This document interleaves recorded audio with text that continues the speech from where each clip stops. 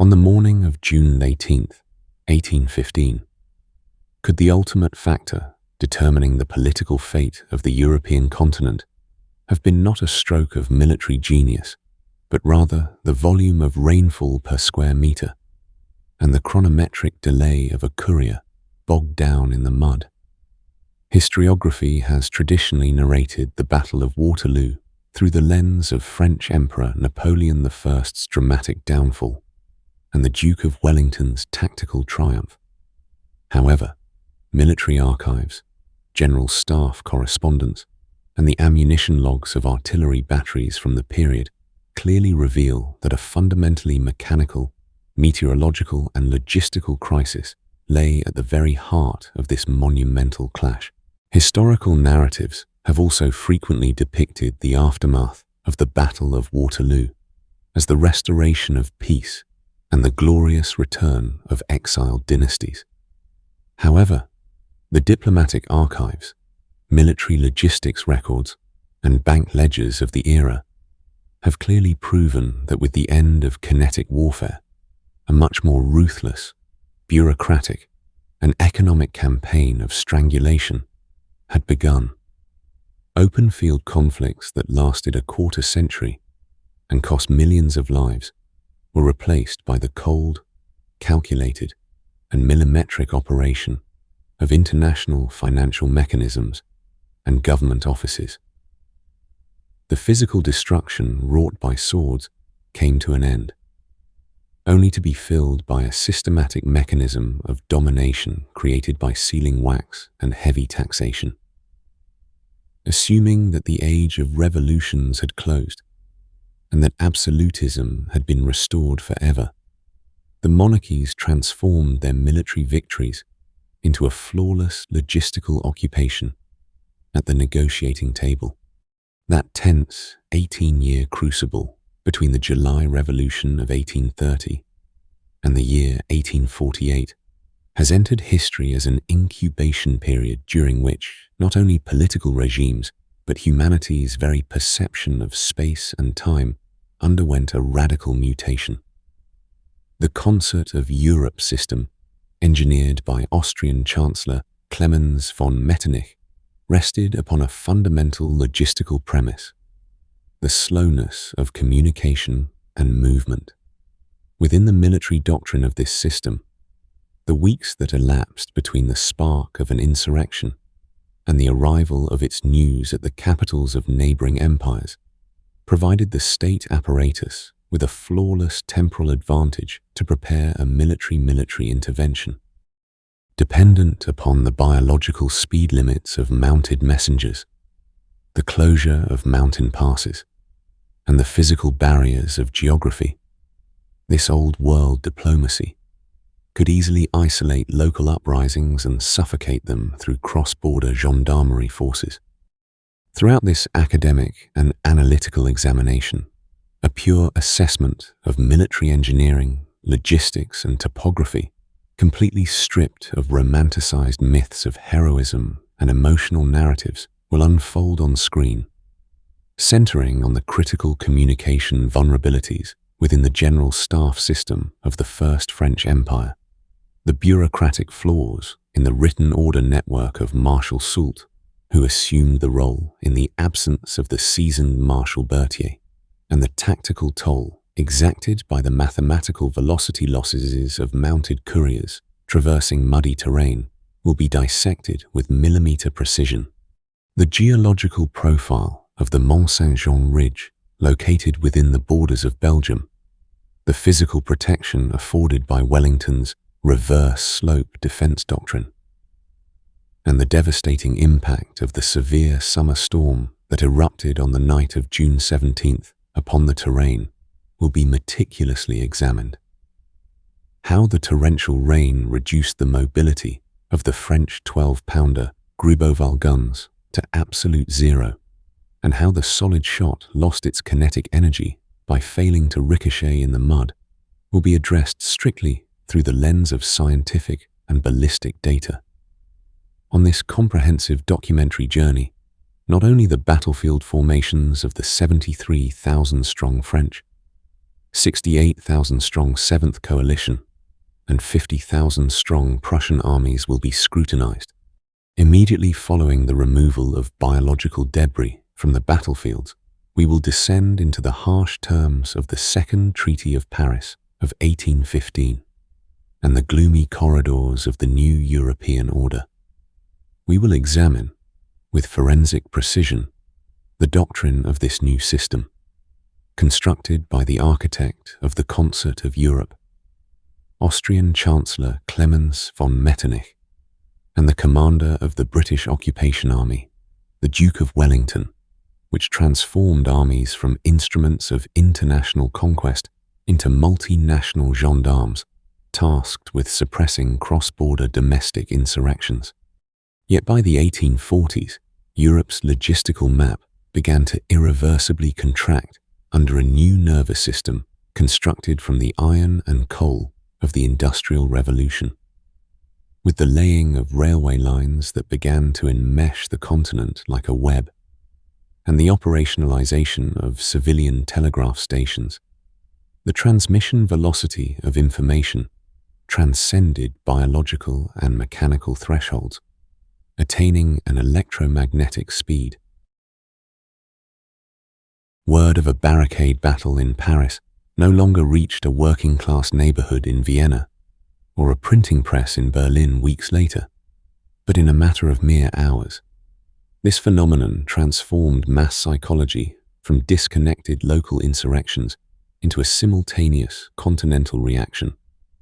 When the mass production of steam-powered rotary printing presses was added to this revolution in communication infrastructure, manifestos and revolutionary pamphlets could be printed in hundreds of thousands of copies overnight and distributed to the darkest corners of the continent. Metternich's slow-moving police-state mechanism suffered an anatomical collapse when confronted with this massive internal industrialization, the demographic explosion flooding from agricultural lands into metropolises, and the asymmetric velocity of information. While the sunless, narrow, and labyrinthine streets of metropolises like Paris, Vienna, and Milan teemed with vast working-class masses who labored 14 hours a day in factories, suffered from malnutrition, lived under the perpetual threat of cholera, and armed themselves with brand new radical ideas, the military control apparatuses of states remained positioned according to the horizontal warfare doctrines of the 18th century. On this comprehensive documentary journey, not only the battlefield formations of the 73,000-strong French, 68,000-strong 7th Coalition, and 50,000-strong Prussian armies will be scrutinized, but the daily caloric requirements, water consumption rates, and the insurmountable difficulties encountered in procuring forage for nearly 40,000 horses required by these massive biological entities will also be laid bare.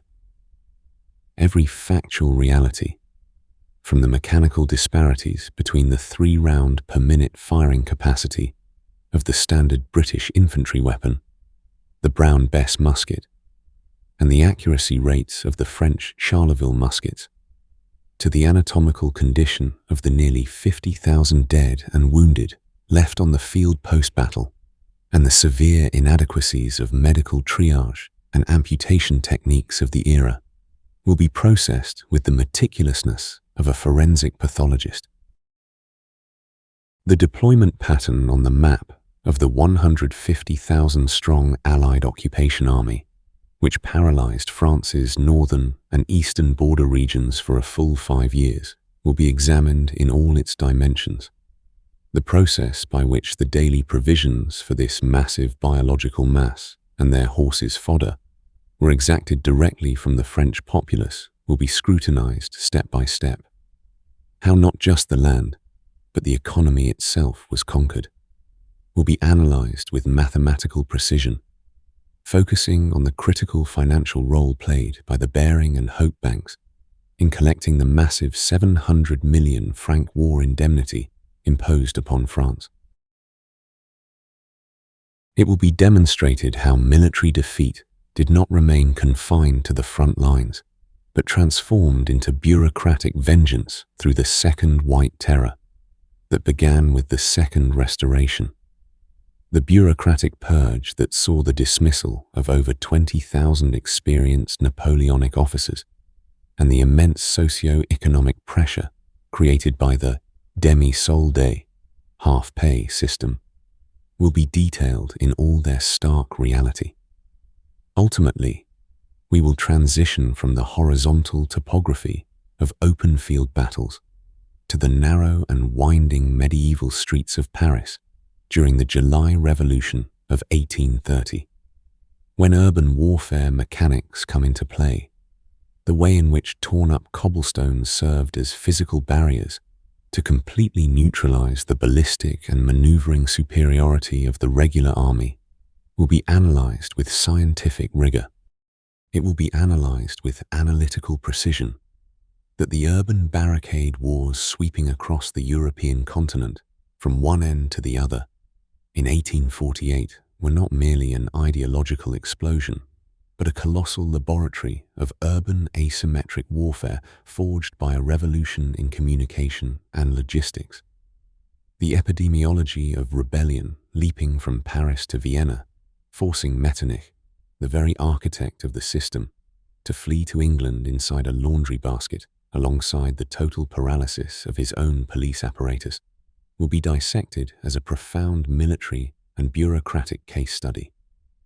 In the ensuing progression, how the dense urban fabric forced regular army infantry into a ballistic deadlock will be examined with millimeter precision, and how the state apparatus subsequently reconstituted itself to reclaim these streets through heavy artillery bombardment, and a rational ruthlessness will be detailed.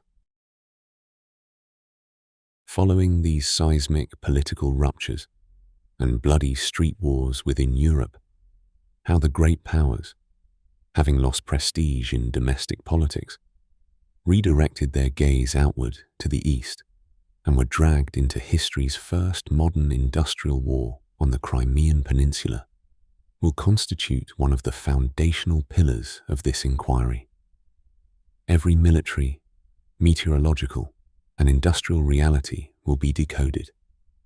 From the biological devastation wrought by the cholera epidemic that melted away Allied armies in the Vıenna camp during the summer of 1854, before a single bullet was fired, to the freezing Black Sea storms burying logistical lines at the bottom of the sea, and from the ballistic slaughter executed by rifled muskets and the revolutionary minié ball in the trenches of Sevastopol, to political leaders behind the lines suffocating generals with micromanagement via submarine telegraph cables.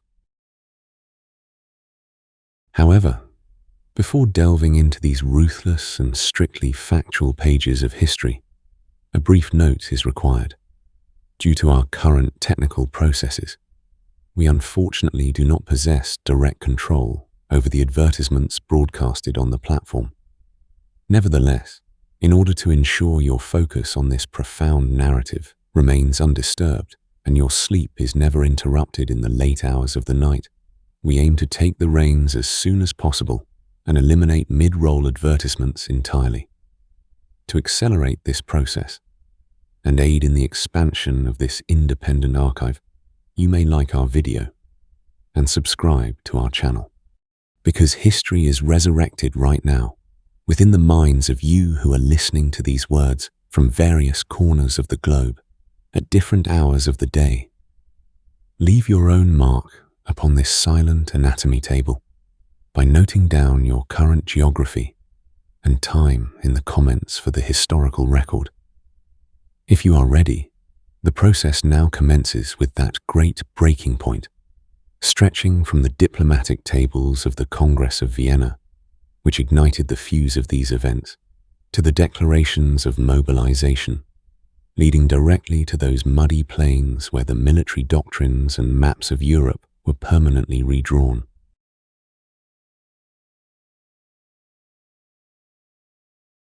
On March 1st, 1815, the advance of Napoleon I, who had departed his exile on the island of Elba, and set foot on the shores of Golfe Juan in southern France, marked the genesis of a seismic geopolitical crisis that fundamentally destabilized the military equilibrium of the European continent. On March 20th, 1815, he reached Paris without engaging in a single armed conflict and reclaimed the imperial throne. This maneuver by Napoleon was met with an unprecedented diplomatic reflex at the Congress of Vienna, which was convening at that very moment to redraw the post-war borders of Europe. On March 13th, 1815, the congressional delegation, including Prince Metternich representing the Austrian Empire, Lord Castlereagh representing Great Britain, and Tsar Alexander I representing the Russian Empire, placed Napoleon I outside the bounds of international law, officially declaring him an outlaw, hors la loi. In its legal dimensions, this declaration was less a declaration of war against a sovereign state and more a global edict of annihilation directed at a specific individual, branding him an enemy of humanity and world peace. On March 25th, 1815, the Seventh Coalition was formally established. The governments of Great Britain, Russia, Austria, and Prussia committed to immediately deploying massive armies of 150,000 men each to the French borders. This synchronized mobilization plan meant that by midsummer, an excess of 600,000 enemy troops would besiege France from all geographical directions across continental Europe. Confronted with this strategic threat, the French military apparatus, which had undergone severe downsizing during the Bourbon Restoration, was compelled to execute one of the most aggressive logistical resurrections in history. Napoleon's primary objective was to operationalize l'Armée du Nord, the Army of the North, a highly mobile striking force capable of defending the frontiers, in the absolute minimum amount of time. Throughout April and May, French industry was entirely integrated into a doctrine of military production. Weapons workshops in Paris, Vincennes, and Saint-Étienne transitioned to 24-hour shift systems. In the Parisian workshops alone, between 3,000 and 4,000 infantry muskets were repaired or newly manufactured and added to the inventory daily. To supply the standard infantry equipment, the smooth-bore Charleville pattern muskets, even scrap weapons from old depots were melted down and recast. Gunpowder production created a critical bottleneck. Civilian chemists were dispatched nationwide to identify reserves of saltpeter and sulfur. In terms of manpower, over 100,000 combat veterans, previously discharged by the Bourbon administration, were conscripted back into service. Within weeks, the regular army's strength surged from 56,000 to approximately the 200,000 mark. However, the most severe logistical crisis occurred in the procurement of horses, the very backbone of the army's mobility. In a nation where the equine population had been virtually decimated during the 1812 Russian catastrophe and the 1814 defense of France, a minimum of 40,000 fresh and healthy horses was required for the cavalry regiments and artillery batteries. This requisite was addressed through state decrees confiscating heavy draft horses utilized in the agricultural sector, as well as civilian riding animals. Hauling a 12-pounder Gribeauval gun and its caisson across muddy terrain necessitated the synchronized effort of at least 6 to 8 powerful horses. The adaptation process of these agricultural draft horses to strict military discipline and the cacophony of the battlefield was documented as a direct restricting factor on the tactical maneuverability of the French army. Across the border, in the territory of modern-day Belgium, the mobilization timetable of the Allied armies was in motion. The Anglo-Allied army, comprising approximately 68,000 men under the command of Arthur Wellesley, the Duke of Wellington, was a highly heterogeneous force. It did not consist solely of British contingents, but rather incorporated Hanoverian, Brunswick, Nassau, and Dutch-Belgian troops. The language barriers and disparities in training standards within this multinational structure posed a severe potential vulnerability in the chain of command for the General Staff. To the east of the Allies, the Prussian army, numbering around 120,000 men under the command of Marshal Gebhard Leberecht von Blücher, took up its positions. The concentration of these colossal masses of humans and animals along a specific line on the Belgian border created an unsustainable burden for the agriculture-based economies of the era. To maintain combat conditioning at that time, a standard infantryman required a daily minimum of 3,000 calories, while a single horse necessitated approximately 10 to 12 kilograms of oats and hay per day. The density of around 200,000 soldiers and tens of thousands of horses within a narrow geographic corridor equated to a daily consumption of over 400 tons of forage for the horses alone. These figures meant the total depletion of all regional water sources and agricultural produce within a matter of days. Consequently, rather than concentrating in a single hub, both armies were forced to canton in dispersed garrisons spread across a 100-mile-wide front stretching from Brussels to Liège, dictated entirely by the imperative requirements of victualling and foraging. It was precisely this vast geographical dispersal of the armies for the sake of food procurement that created the fatal gap. The weak juncture between Wellington's and Blücher's forces that the French General Staff identified, and which Napoleon would place at the very center of his strategy.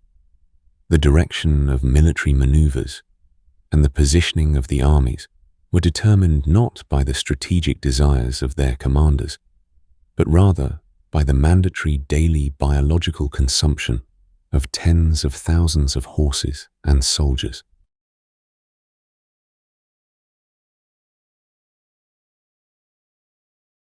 In the early hours of June 15th, 1815, the vanguard cavalry units of l'Armée du Nord crossed the Sambre River, infiltrating the Belgian borders via Charleroi.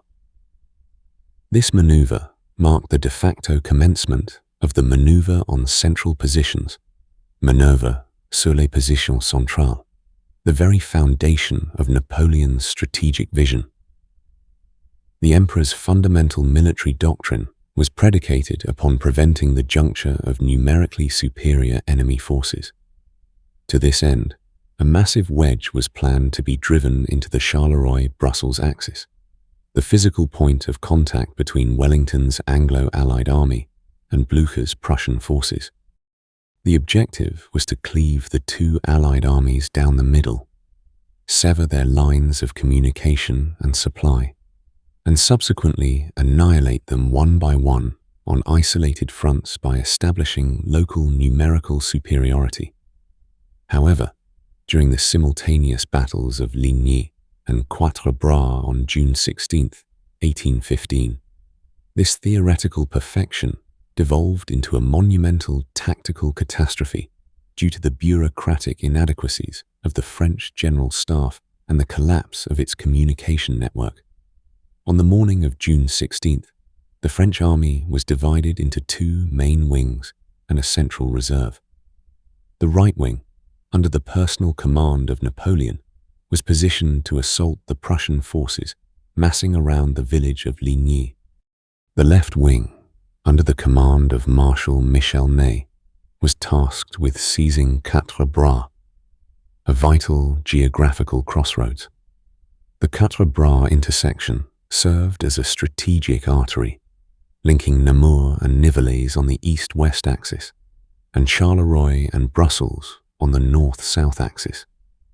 The passage of this crossroads into French control would render it physically impossible for Wellington to shift his army eastwards to the aid of the Prussian forces engaged at Ligny.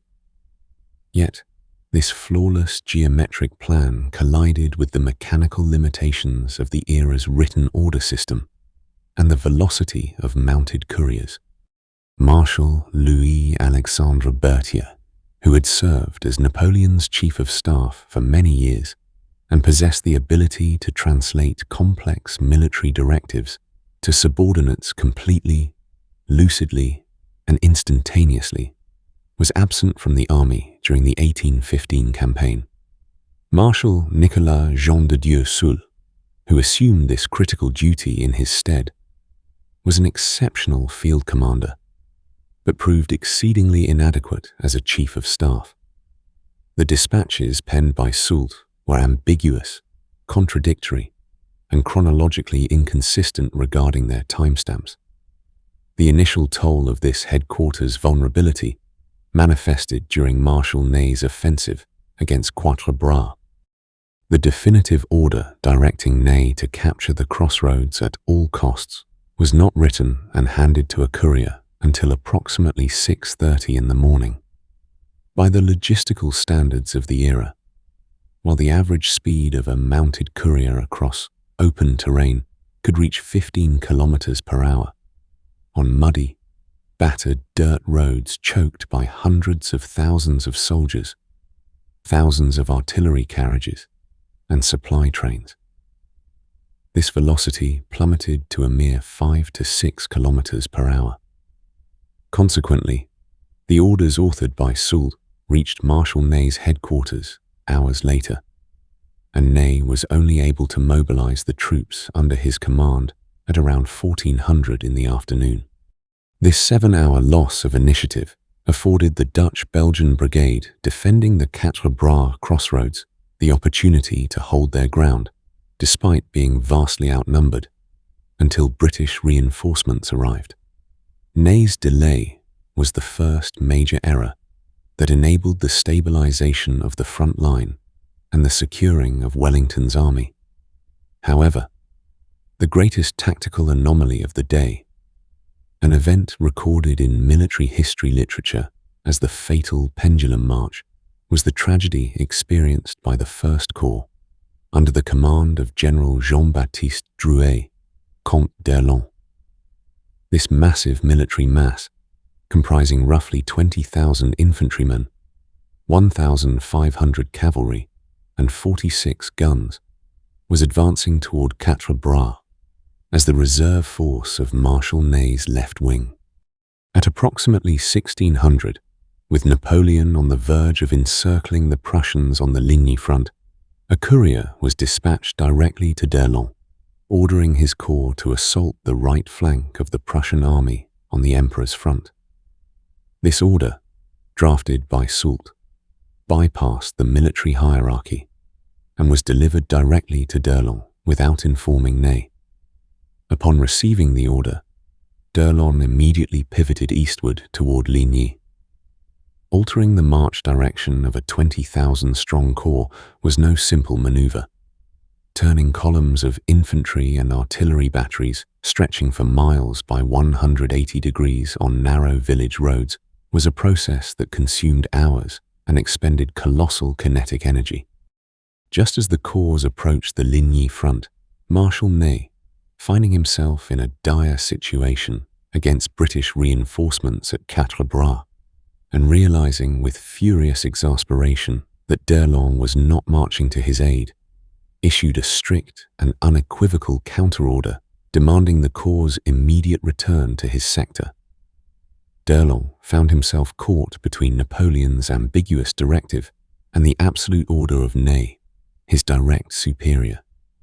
Lacking any means to seek confirmation from the center under the communication conditions of the period, the general adhered to the military hierarchy, reversed his direction once more, and commenced marching westward toward Quatre. As a result, the elite 20,000-strong French First Corps spent the entirety of June 16th marching back and forth across the 15 kilometers of muddy terrain between Ligny and Quatre.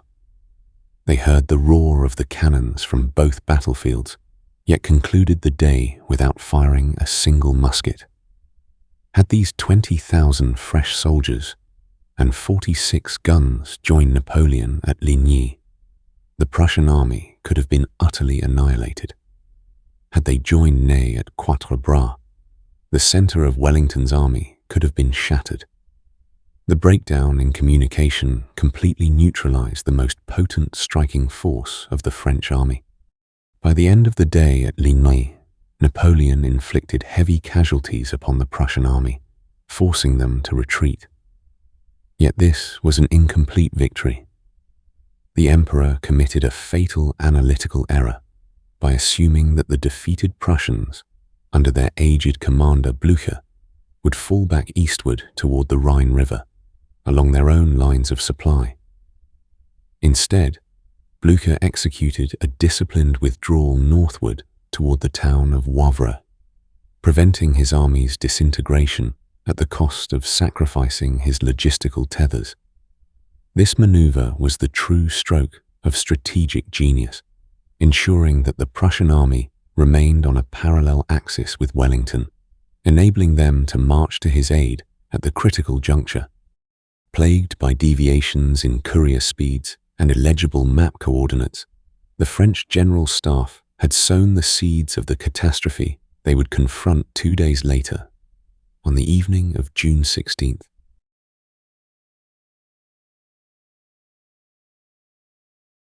On the afternoon of June 17th, 1815, a meteorological anomaly of exceedingly rare proportions occurred in Western Europe. Following days of stifling, humid summer heat, a sudden and dramatic plunge in atmospheric pressure triggered a colossal storm system. Pitch-black clouds that enveloped the sky around 1400 did not merely release a typical summer shower. In terms of water volume per square meter, they unleashed what amounted to a tropical monsoon catastrophe upon the Belgian plains. Military historians and meteorologists concur that this thunderstorm and the relentless torrential rain that followed was the ultimate invisible commander that sealed the fate of the battle. For the water did not merely saturate the soil, it fundamentally altered the physical parameters, logistical capacities, and ballistic equations of the era's military technology. Throughout June the 17th, the Anglo-Allied army, under the command of the Duke of Wellington, executed a disciplined tactical withdrawal northward from Quatre.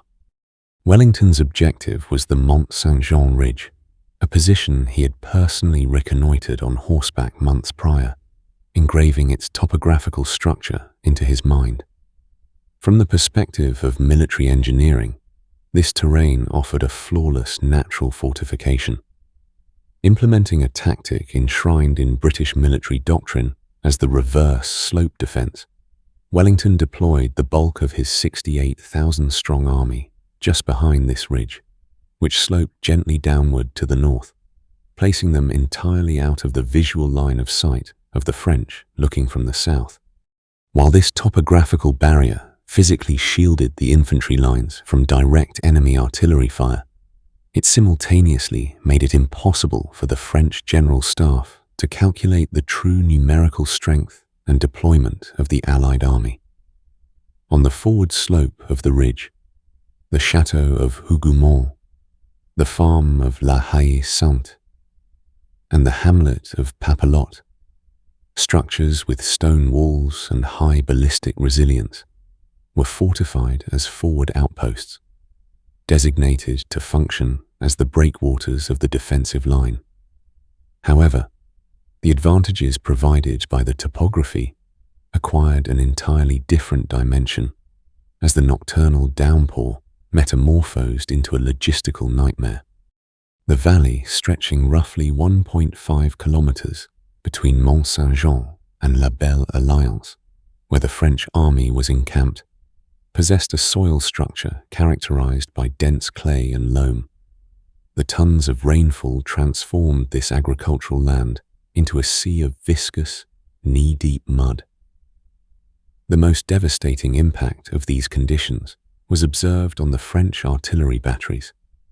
The 12-pounder Gribeauval guns, the very backbone of Napoleon's war machine, weighed approximately 2.5 tons alongside their caissons.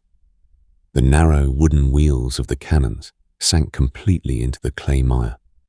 While 6 horses were typically sufficient to maneuver a single gun across open terrain, on the night of June 17th and the morning of June 18th, even when this number was increased to 12 or 14 horses, the system became immobilized.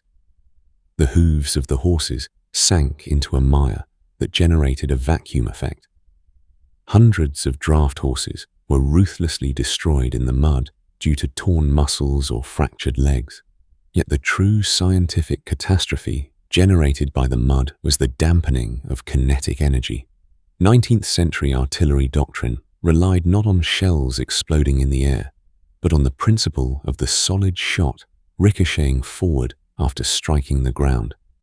Fired across dry, hard ground, a 12-pound iron round shot would retain a vast portion of its energy after the initial impact, bounding 5 to 6 times. This ricochet action would carve a horizontal corridor of destruction through dense infantry formations. However, the waterlogged clay terrain created by the night of June 17th acted as a ballistic sponge. Embedding into the mud, the round shots entirely lost their ability to ricochet and were swallowed by the earth. The lethal radius of the French artillery was mathematically reduced by 70 to 80%. The forces of nature had virtually nullified Napoleon's most trusted kinetic advantage in a single night. The biological and chemical landscape proved equally devastating for the armies.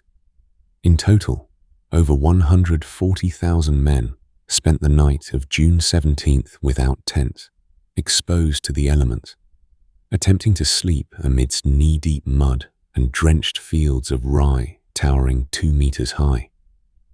The soldiers' core body temperatures plummeted to perilous levels, and violent bouts of shivering depleted the caloric reserves of thousands before dawn. Their uniforms, leather equipment, and powder cartridges were utterly soaked. The black powder utilized in that era was exquisitely sensitive to moisture. The dampening of the powder in the flashpans of the soldiers' flintlock muskets astronomically increased the rates of misfire they would endure the following day. Infantrymen, huddling their bodies over their muskets to keep them dry and waiting out the night on the verge of hypothermia, were pushed to the absolute limits of human biological endurance. The most critical strategic consequence of this meteorological disaster, however, was the fatal shift in the timeline. Napoleon had planned to commence the offensive with a massive artillery barrage at 9 o'clock on the morning of June 18th. Yet, as the ground remained choked with mud despite the sunrise, failing to reach the minimum firmness required for the artillery to maneuver, he was compelled to postpone the order to attack for hours. The ground only partially dried toward noon, and the first cannon fire could not be unleashed until approximately 11:30. This 2.5-hour wait was inscribed into the records as one of the most costly delays in military history. For during those exact hours, miles to the east, the Prussian army under Marshal Blücher was executing a vital forced march through muddy roads from Wavre toward Waterloo. Those very hours, in which the mud stalled the French guns, gifted the Prussian army the exact mathematical window required to reach the battlefield.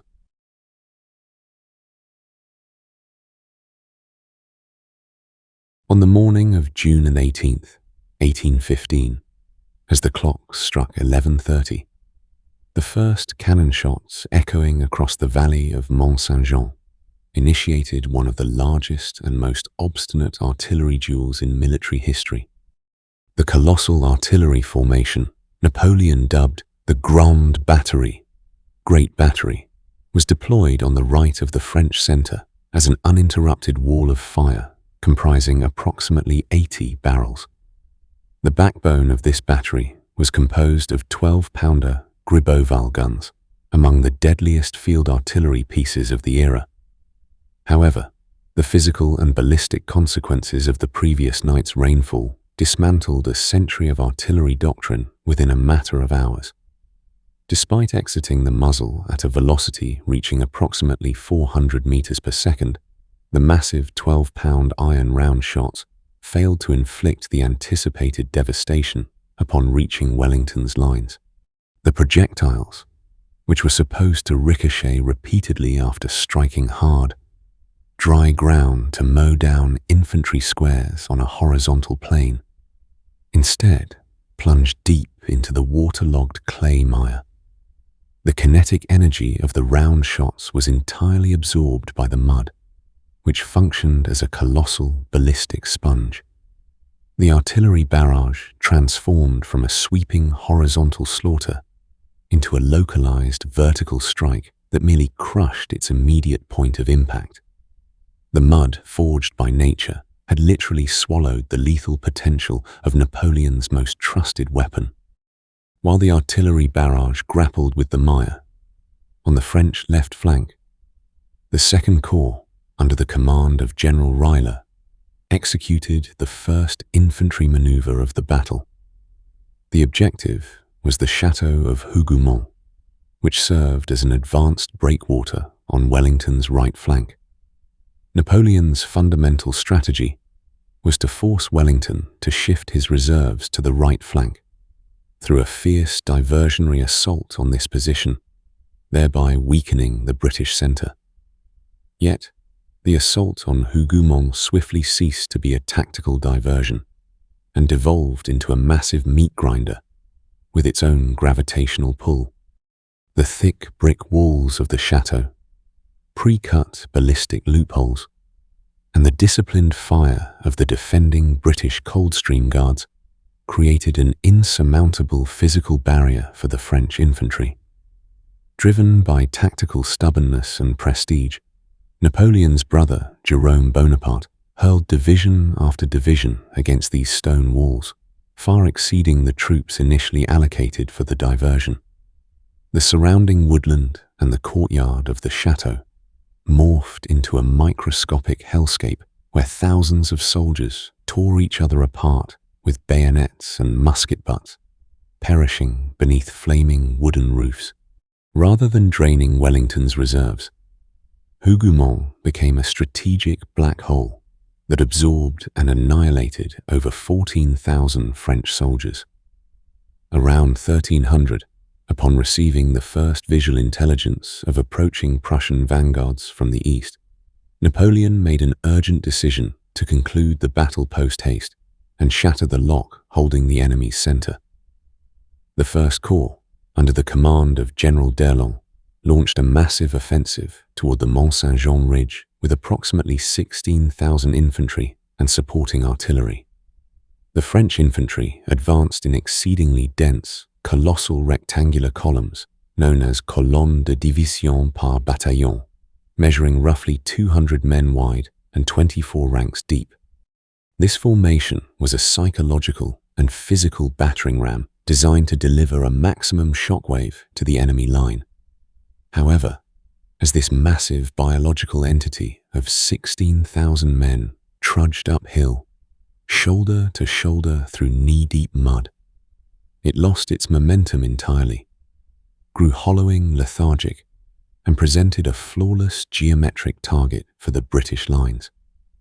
The moment the French masses crested the ridge, reaching the boundary of the reverse slope, Wellington's topographical stratagem functioned flawlessly.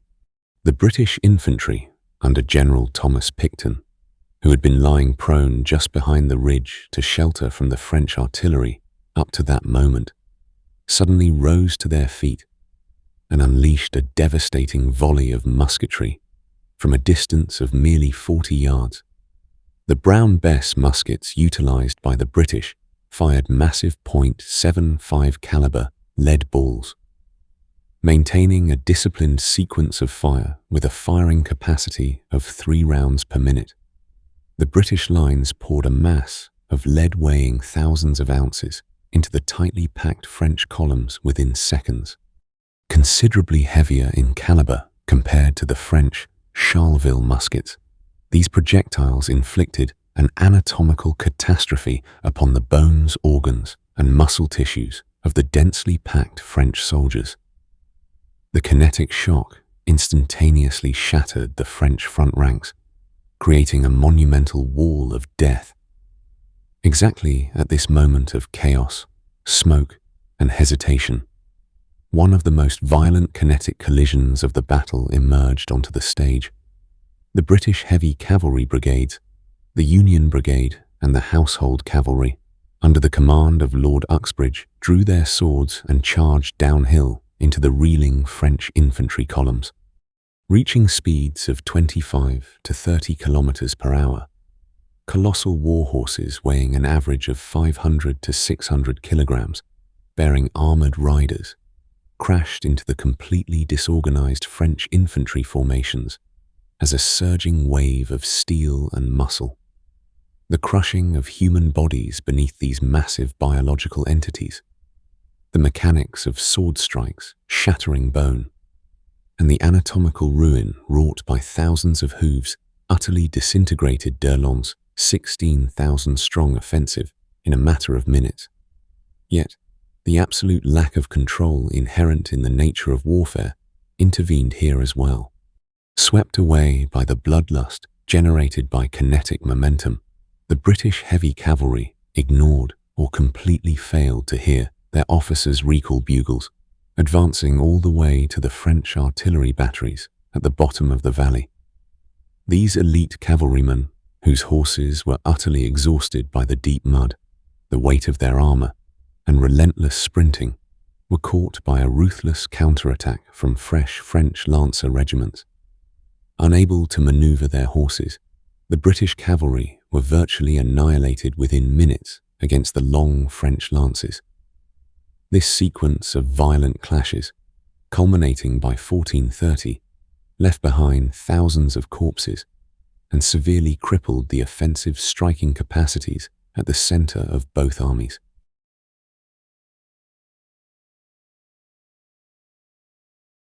As the clocks indicated 1600, the dense gunpowder smoke blanketing the center of the battlefield set the stage for one of the most fatal tactical misconceptions in military history. The Duke of Wellington, aiming to shield his heavily depleted central infantry lines from artillery fire and to allow for ammunition resupply, pulled his units back approximately 100 meters behind the Mont Saint-Jean ridge. This was a standard tactical repositioning maneuver. However, observing this movement through his spyglass from the opposite side of the valley, the French left-wing commander, Marshal Michel Ney, interpreted the sight of retreating casualty convoys and receding lines as the onset of a general British withdrawal. Making a hasty decision to utterly shatter the enemy's center, Ney ordered a direct, heavy cavalry assault, completely devoid of infantry support or artillery preparation. This order violated a fundamental axiom of 19th century military doctrine. Assaulting a prepared and intact infantry line with cavalry alone, lacking infantry or artillery support, was tantamount to suicide. In the initial wave, approximately 4,800 armored cuirassiers surged forward. In the ensuing hours, with the addition of light cavalry and Imperial Guard cavalry, this number swelled to 9,000 horsemen. The simultaneous mobilization of 9,000 massive steeds and their steel-clad riders generated an immense kinetic energy and biological mass. Yet, the ground remained wet and laden with clay. The cavalry could not attain the full gallop velocity required to maximize their shock effect. The mud pegged the horses' speed to somewhere between a trot and a slow canter, reducing the kinetic violence of the charge by half. Cresting the ridge, the French cavalry encountered not a disorganized retreating army, but rather the most flawless geometric formation of British defensive doctrine. The infantry square. Within seconds, Wellington's infantry morphed into colossal, hollow human boxes, 3 or 4 ranks deep, with sides measuring roughly 20 meters. The soldiers in the front rank knelt, driving the butts of their bayonet-fixed heavy muskets into the earth, forging an outward-facing wall of steel, bristling at a 45-degree angle. The subsequent ranks remained standing, shouldering their weapons to deliver disciplined volley fire upon approaching targets. Over 20 of these square formations were arrayed across the battlefield. The intervals between the formations were calibrated like a mathematical chessboard, precisely calculated to create overlapping corridors of crossfire. The collapse of the French cavalry charge stemmed not from a deficit of courage, but entirely from zoological and physical realities. A horse is inherently a prey animal, and no matter how rigorously trained, it will not suicidally impale its own chest against a solid wall glittering with sharp steel. Approaching within meters of the bayonet wall, the 500-kilogram warhorses instinctively veered away, forced to flow around the perimeters of the squares. The French cavalry seeped between the infantry formations, much like water navigating around boulders in a riverbed. Within these narrow corridors, the horses lost their momentum entirely, transforming into massive, stationary targets amidst a crossfire of British musketry pouring in from all sides. Rather than rectifying this fatal error, Ney repeated the assault an astonishing 12 times. Each time, the cavalry withdrew, rallied, and charged uphill once more. The hooves of the horses and the armor of the riders were punctured by thousands of bullets in this senseless, hours-long cycle. Although the French cavalry penetrated as far as the British artillery batteries, they failed to render the cannons inoperable, having neglected to bring the headless nails, spikes, required to plug the touch holes. As the cavalry receded, the British artillerymen who had sought refuge within the squares sprinted back to their guns and unleashed torrents of canister shot into the backs of the retreating French.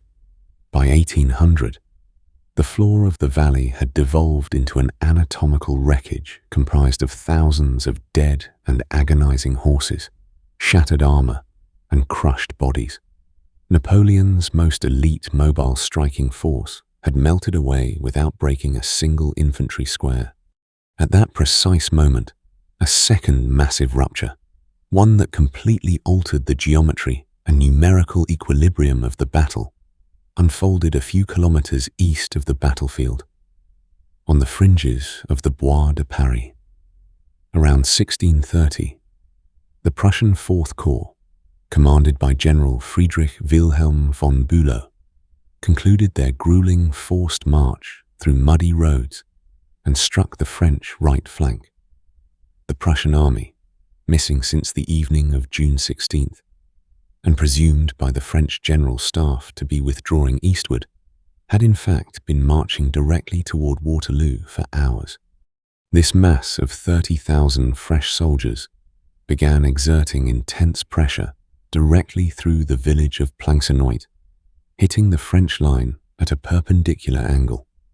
The introduction of the Prussians onto the battlefield instantly dismantled the strategic equation. Instead of sustaining his main offensive, Napoleon was compelled to swiftly divert his available reserves eastward to safeguard his right flank.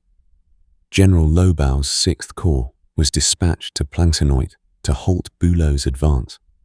The narrow streets, stone houses, and churchyard of the village set the scene for a claustrophobic and savage urban conflict, fundamentally different from the open field clashes at the center of the battle.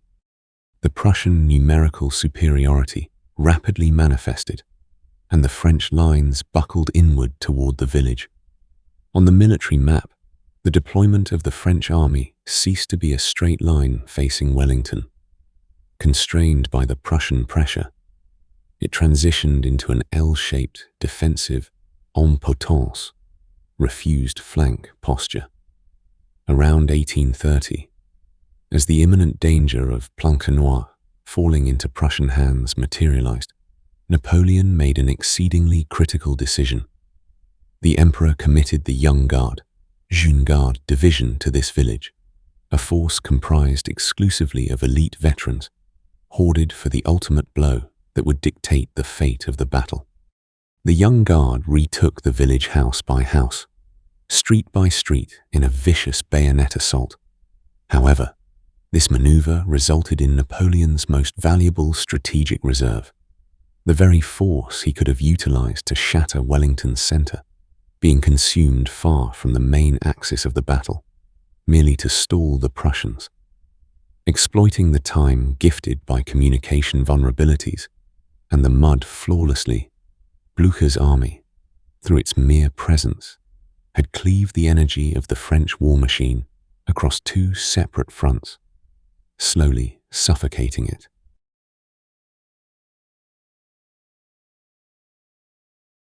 As the clocks neared 1930, the geopolitical center of gravity on the battlefield drifted toward one final breaking point. The relentless advance of the Prussian army into the village of Plancenoit brought the French right flank to the brink of collapse. With his cavalry utterly exhausted, his artillery bogged down in the mud, and his infantry reserves melting away, Napoleon played the greatest gamble of his military career and his empire. He ordered the battalions of the Middle Guard, Moyenne Garde, comprising the army's most elite, most experienced, and physically largest soldiers, who had never taken a step backward in any battle in their history, to advance directly toward Wellington's center. This walking mass of steel and muscle, consisting of roughly 5 battalions from the 3rd and 4th Chasseurs and Grenadier regiments, commenced its ascent toward the Mont Saint-Jean ridge to the accompaniment of a marching band, and with flawless discipline. However, the neutralization of the French artillery by the clay mire left the Guards' advance devoid of covering fire and completely exposed. Loading their barrels with canister shot, the British artillerymen spewed colossal storms of lead from distances of less than 100 meters, splintering into hundreds of steel balls the moment it exited the muzzle. This ammunition operated with the mechanics of a gigantic shotgun, tearing geometric voids through the French columns. Despite everything, as the Guard reached the crest of the ridge, the British foot guards under the command of General Peregrine Maitland, who had been lying hidden in the tall rye grass on the reverse slope, suddenly rose to their feet. A synchronized and disciplined volley, fired from a distance of merely 30 paces, literally shredded the front ranks of the French columns. Unable to withstand the kinetic shock, the Middle Guard lost its formation for the first time in history and buckled backward. The moment these elite units retreated triggered the psychological equivalent of a nuclear bomb within the French army.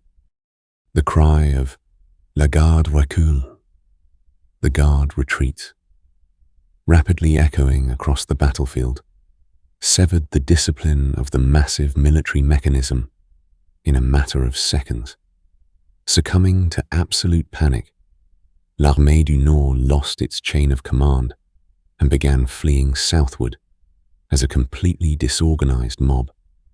As the night of June 18th fell, the dead and wounded bodies of over 50,000 human beings lay intertwined with the carcasses of nearly 10,000 horses across a narrow agricultural expanse of roughly 5 square kilometers. The anatomical toll of the battlefield vastly exceeded the mathematical limits of what 19th century medicine could manage. The trauma inflicted by the massive .75 caliber lead balls fired from the smooth-bore muskets of the era produced a physical devastation profoundly different from the puncture wounds caused by modern military ammunition. Upon entering the body, the soft lead expanded, pulverizing bones to dust and dragging pieces of the soldier's filthy uniform deep into the wound, initiating an inescapable spiral of infection. The horse-drawn evacuation carriages known as ambulances volantes, flying ambulances, the product of French chief surgeon Dominique Jean Larrey's logistical genius, could not enter the battlefield due to the deep mud. Owing to the severe inadequacies of early triage systems, thousands of the critically wounded perished in the knee-deep mud beneath the light overnight rain, either succumbing to hypothermia or drowning in their own blood. Surgeons working tirelessly in makeshift field hospitals like La Haye-Sainte and Hougoumont confronted unparalleled butchery in an era before the invention of anesthesia.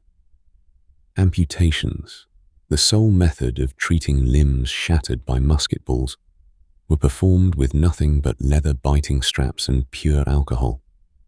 The surgeon's bone saws grew blunt and unusable from the friction and heat generated by hours of continuous severing. In the ensuing days, local peasants and professional looters swarmed the battlefield. Under the cover of darkness, the sound teeth of dead or agonizing soldiers were extracted from their jaws with pliers. Collected from thousands of corpses, these teeth were sold at exorbitant prices in Europe's high-end denture market for years, under the name Waterloo teeth.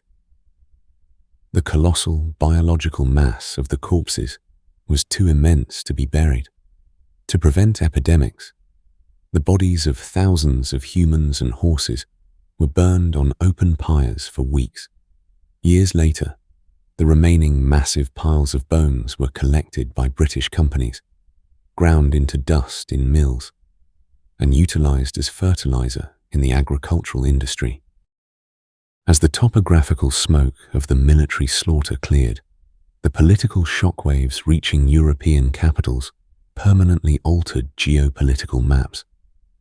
Just 4 days after the battle, on June 22nd, 1815, Napoleon Bonaparte abdicated his throne for the second and final time in Paris.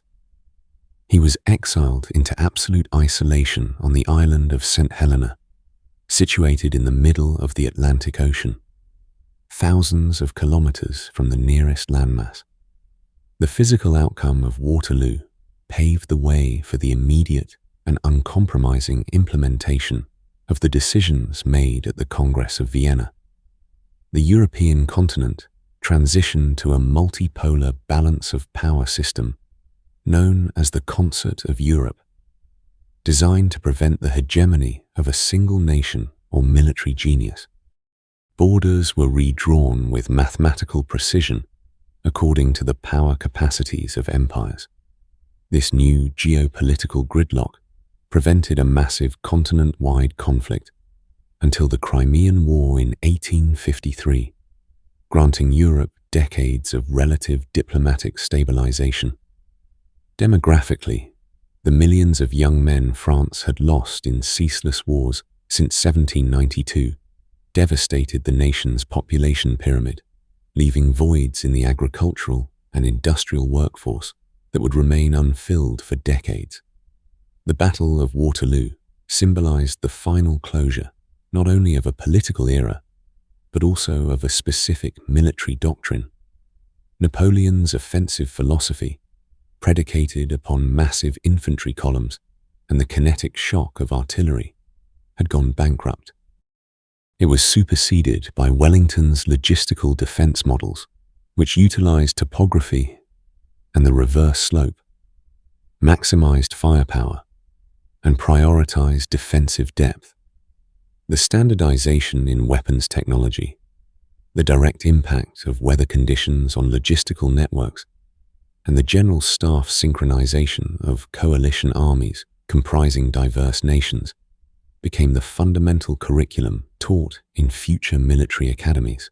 The clay and blood-saturated mud of June 18, 1815, was inscribed into history as the most ruthless forensic archive, proving how the strategic genius of a single man could completely collapse in the face of simultaneously operating bureaucratic, meteorological, and ballistic realities.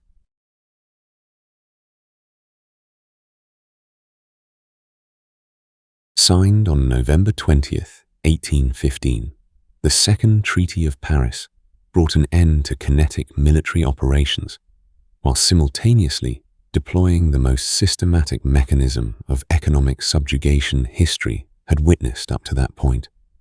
Under the provisions of the treaty, the territories of France were placed beneath the physical and financial yoke of a massive Allied army of occupation, armée d'occupation, comprising approximately 150,000 soldiers and 50,000 horses. This multinational military mass functioned not merely as a strategic precaution, but as a colossal cross-border apparatus designed to siphon the economic resources of a defeated nation at a microscopic level. The geographical distribution of the occupation forces was planned with strict topographical engineering, forming a military cordon along the northern and eastern borders of France, rather than a random military dispersion. British troops secured the Pas-de-Calais region bordering the English Channel. Prussian forces controlled the Ardennes and Meuse valleys. The Russian army occupied the Champagne region, and Austrian units locked down the Alsace-Lorraine line. At the absolute apex of this monumental structure sat Arthur Wellesley, the Duke of Wellington, who had transformed into the most powerful military and bureaucratic figure in Europe. Wellington did not merely remain an army commander. He operated as a de facto international viceroy, tasked with ensuring the continent's security, auditing the flow of tax revenues, and monitoring French internal politics. The daily logistical cost of this biological mass reached astronomical proportions. According to military statistics and contemporary supply logs, an infantryman required a daily minimum of 3,000 calories under standard non-combat conditions, while a horse belonging to heavy cavalry or artillery units consumed an average of 12 kilograms of oats and hay per day. This mathematical reality dictated that hundreds of thousands of loaves of bread, tons of beef, vast quantities of wine, and over 400 tons of forage had to be produced and dispatched every 24 hours simply for the occupation army to survive a single day. Furthermore, the cost of millions of cubic meters of firewood to be burned in barracks for the approaching winter months, along with the expenses incurred during the billeting of soldiers in local households, compounded this devastation. Under the draconian terms of the treaty, the entirety of this logistical consumption by the Allied army was not funded by their respective capitals, but directly by the French treasury and local peasantry. The military victualling dimension of the occupation alone cost the French treasury approximately 150 million francs annually. Regional peasants were forced to surrender their harvest to armed foreign troops, and the agricultural yield of several years flowed directly into the depots of the coalition forces. However, this daily victualling expense was only the initial phase of the economic strangulation. The truly devastating clause of the Second Treaty of Paris was the colossal war indemnity, indemnité de guerre, levied against France, amounting to 700 million francs.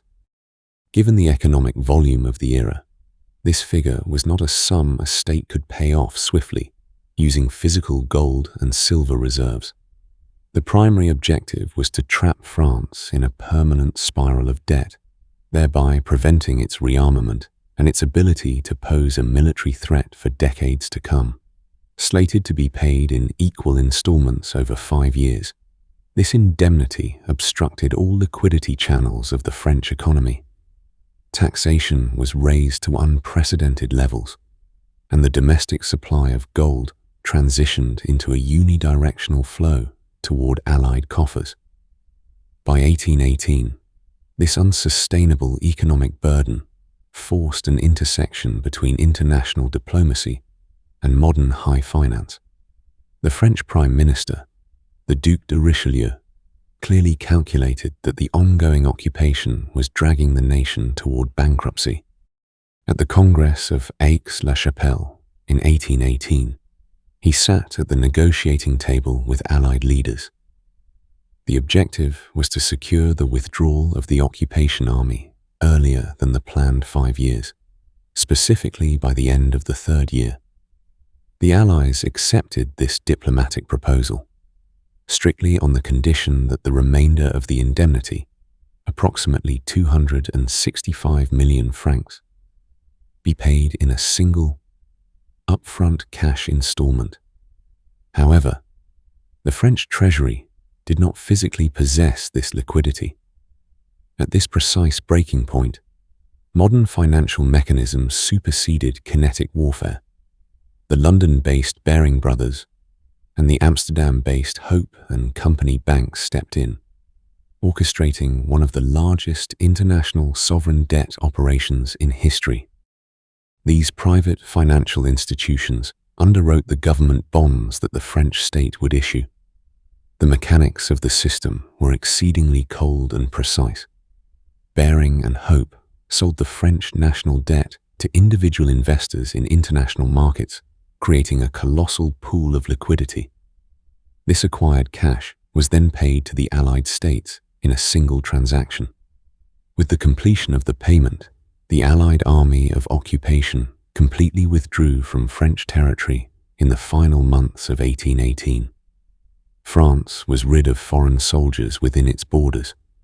However, it had now transformed into a global debtor, paying interest not to the generals of the victorious states, but to the international bankers holding its bonds. The military violence of the battlefield relinquished its place to the cold violence of debt markets.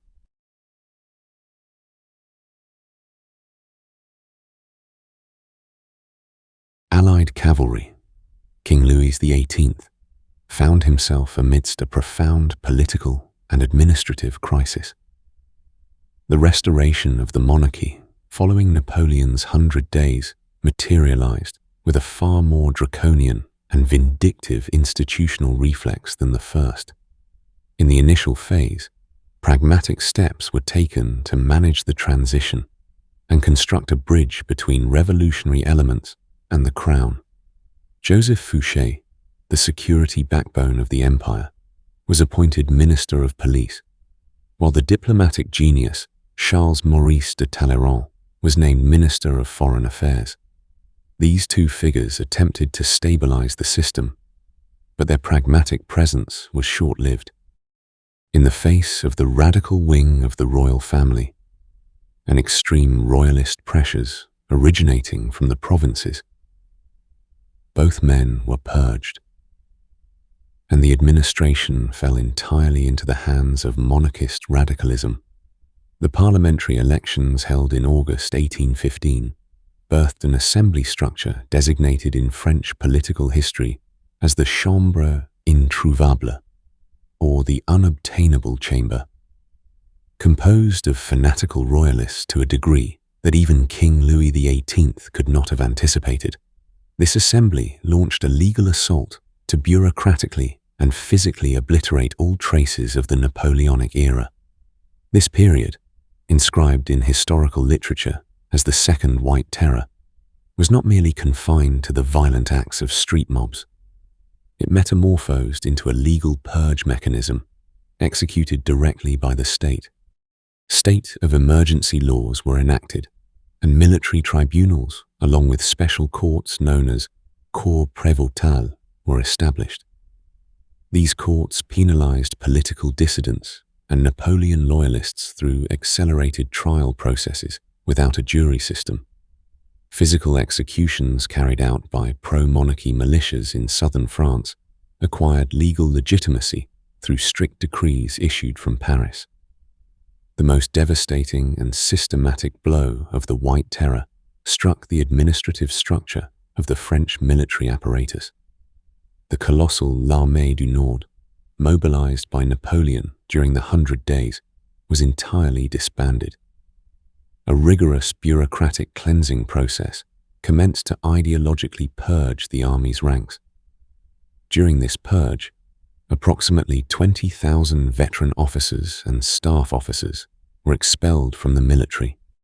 These discharged soldiers were tethered to a strict system of surveillance and restriction known as demi-solde, half pay.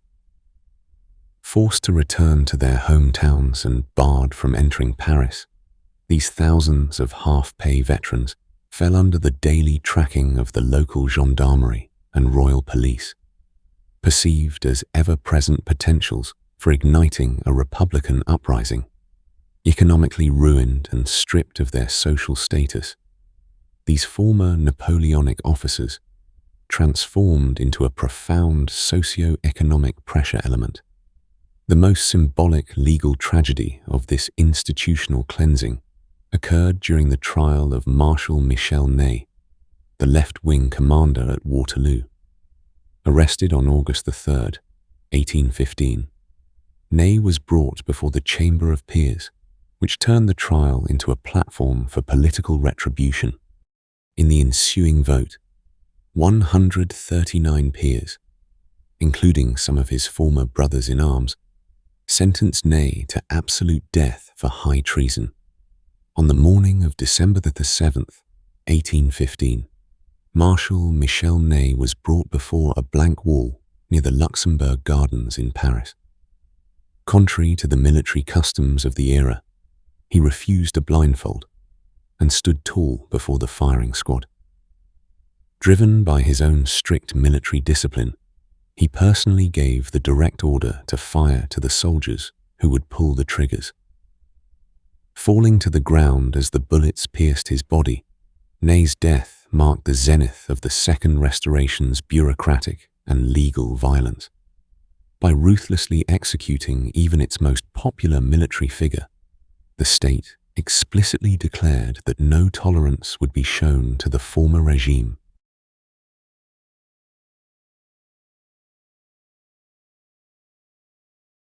In the aftermath of 1815, the existential philosophy and strategic objectives of European armies underwent a fundamental metamorphosis. Massive military entities, designed over centuries to expand borders and capture enemy capitals, were integrated into an entirely new diplomatic algorithm following the Congress of Vienna. This system, architected by Austrian Chancellor Clemens von Metternich and recorded in history as the Concert of Europe, redirected the trajectory of armies away from external adversaries and toward the internal revolutionary and liberal threats simmering within nations. The system treated the European continent as a singular monarchical estate. Armies were no longer instruments of conquest. They were reformatted as multinational gendarmerie forces. The legal foundation for this doctrine was established at the Congresses of Troppau in 1820 and Verona in 1822. The diplomatic delegations of Russia, Prussia, Austria, and France signed an international military protocol establishing the droit d'intervention, or the right of intervention. The mechanics of this protocol were exceedingly cold-blooded and analytical. Should an uprising erupt against a legitimate monarchy anywhere in Europe, it would not be deemed a mere internal affair of that nation, but a security crisis for the entire continent. The general staffs of the system shifted army corps across the map with mathematical detachment, deploying them to rebellion zones with maximum velocity. The most flawless and deeply ironic laboratory test of this new doctrine occurred in Spain in 1823. The capture of King Ferdinand VII by liberal constitutionalists triggered the alarm bells of the Metternich system. By a decree from the Congress of Verona, the mission to suppress the Spanish rebellion and rescue the absolutist king was assigned directly to France. The French army, which merely a decade prior had set the entirety of Europe ablaze with revolutionary ideals, was now dispatched across the Pyrenees as the sentinel of absolutism and the subcontracted gendarme of the Austro-Russian alliance. Assembled under the command of the Duke of Angoulême, this army was a highly disciplined military mass comprising approximately 60,000 infantry and 20,000 cavalry. The true genius of this expedition lay not in its military tactics, but entirely in its accounting and logistical management. The French General Staff analyzed with millimeter precision the horrific logistical collapse and guerrilla warfare nightmare that Napoleon's armies had endured in Spain in 1808. Disregarding supply lines, Napoleon's troops had advanced by directly looting the produce of the local populace, a strategy that had ignited a massive civilian uprising and a ruthless asymmetric war.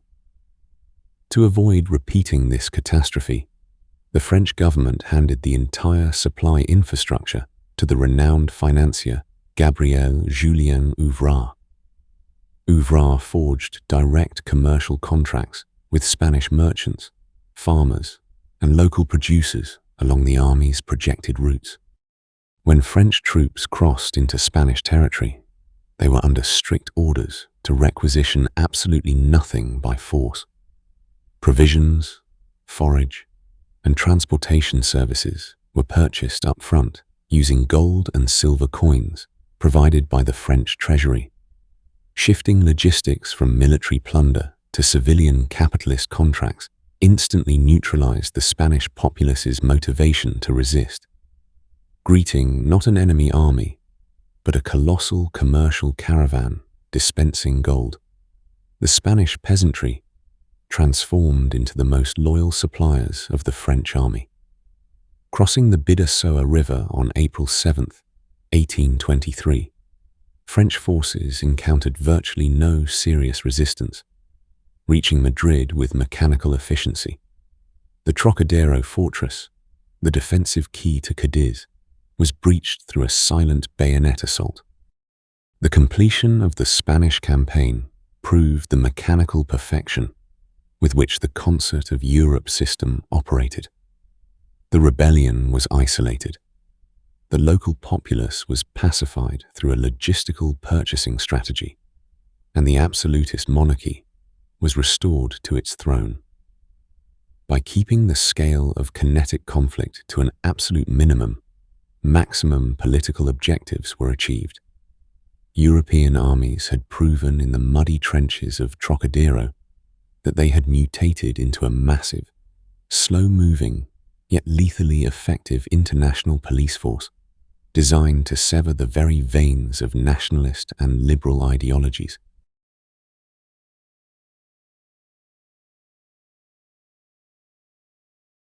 On September the 16th, 1824, the death of King Louis XVIII, confined to his bed by severe gout and gangrene, permanently shattered the fragile political equilibrium in France.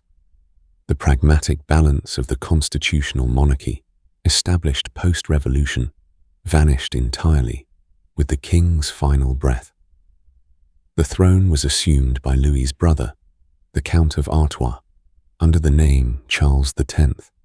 Unlike his older brother, the new king never accepted the legal and sociological realities brought about by the Revolution of 1789.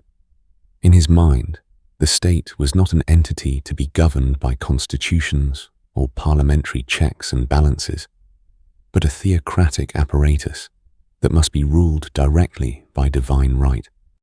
The most concrete and visual manifestation of this anachronistic ideology was displayed in May 1825 at the Reims Cathedral. Instead of taking a modern oath upon the Constitution in Paris, Charles X resurrected France's archaic and colossal medieval coronation ceremony, the Sacre.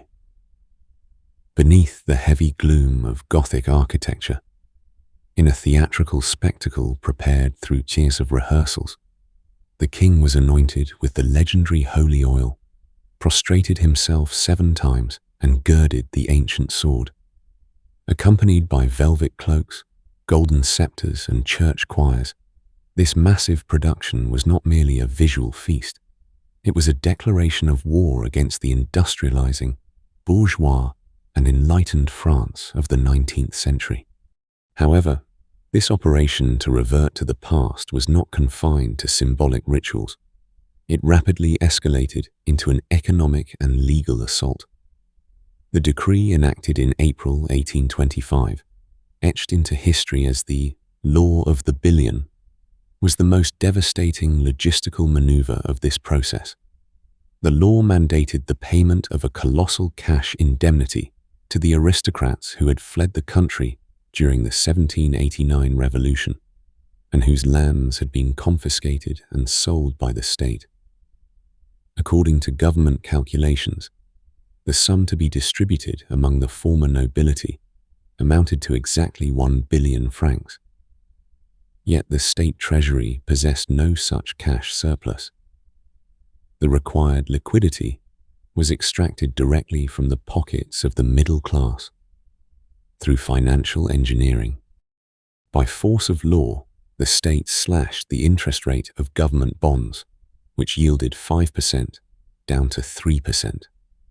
The massive 2% profit margin was funneled directly into the aristocrats' indemnity fund. This financial operation transferred the wealth of bourgeois investors to the former landowners who produced absolutely nothing. The middle class watched as their own investments were systematically eroded. With this single maneuver, the government single-handedly drove the bourgeoisie into the ranks of the radical opposition. The economic upheaval was followed by new laws designed as physical apparatuses of oppression. The Anti-Sacrilege Act, which fortified the church's power, elevated the theft of sacred objects into a crime punishable by the guillotine. King Charles X's most fatal tactical error was disbanding the Paris National Guard with a single decree. This 20,000-strong civilian militia was officially relieved of duty. Yet the government lacked the foresight to organize the logistics of collecting the weapons held by the guards. Stripping off the state's official uniform, these 20,000 men melted back into the narrow streets of Paris, bearing their loaded muskets. Their loyalty was depleted, but their firepower remained fully intact. This tableau of paralysis was catalyzed by a relentless meteorological and biological crisis. Severe winters spanning from 1827 to 1830, belated frosts, and ceaseless torrential downpours precipitated an absolute collapse in agricultural yields, creating a biological time bomb.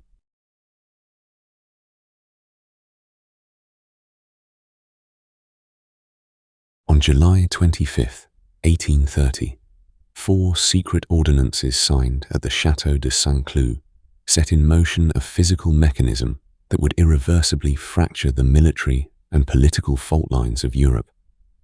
The arrival of these ordinances at Parisian printing presses triggered not merely a political crisis, but a technical and logistical detonation.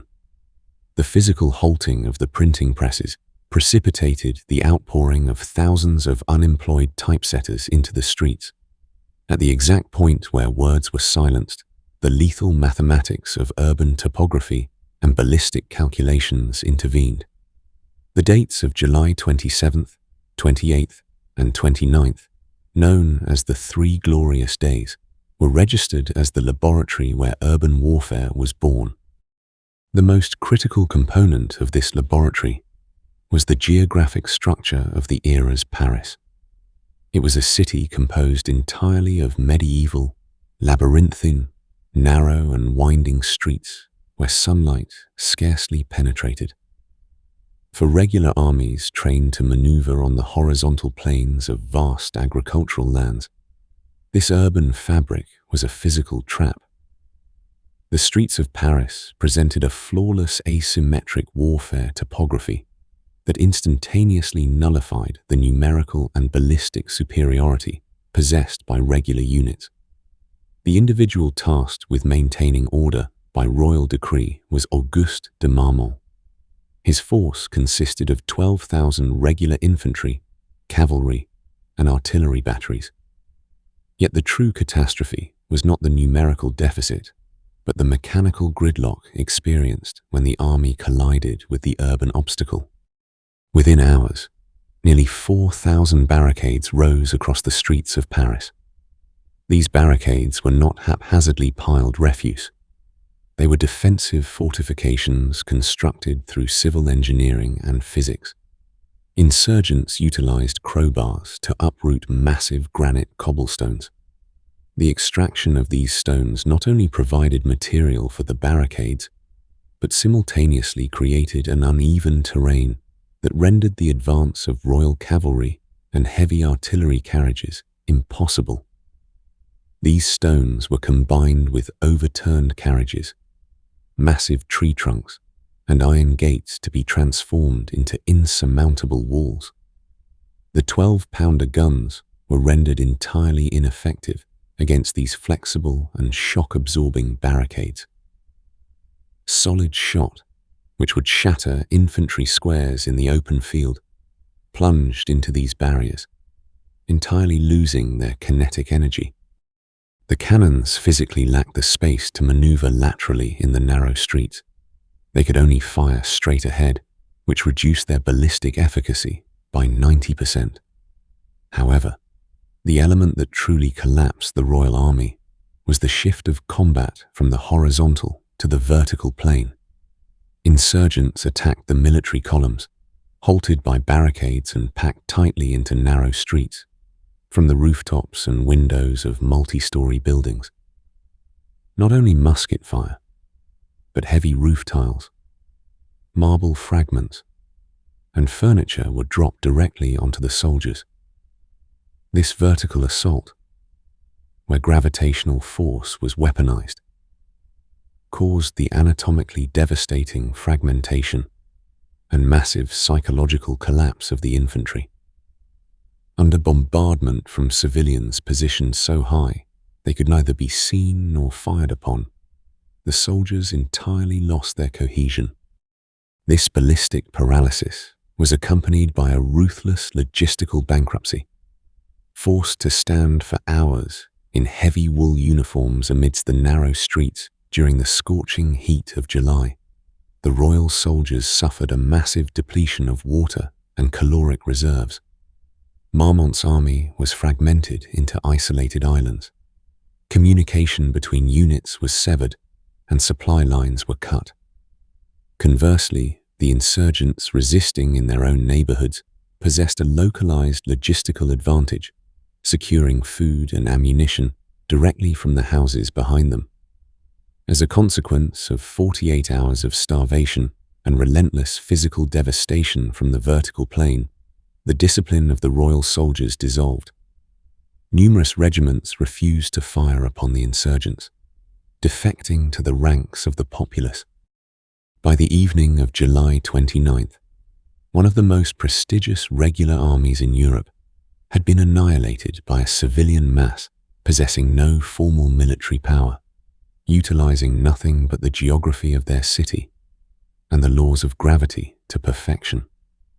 With the fall of the Louvre and the Tuileries Palace, Marshal Marmont was forced to withdraw his remaining troops outside of Paris.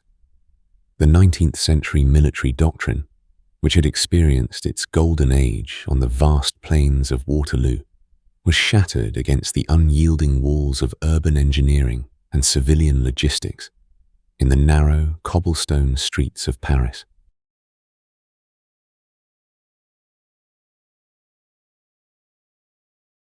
On August 2nd, 1830, while the smoke rising behind the barricades in Paris had not yet dispersed, one of the most profound legal documents in European history was signed in the silent rooms of the Château de Rambouillet.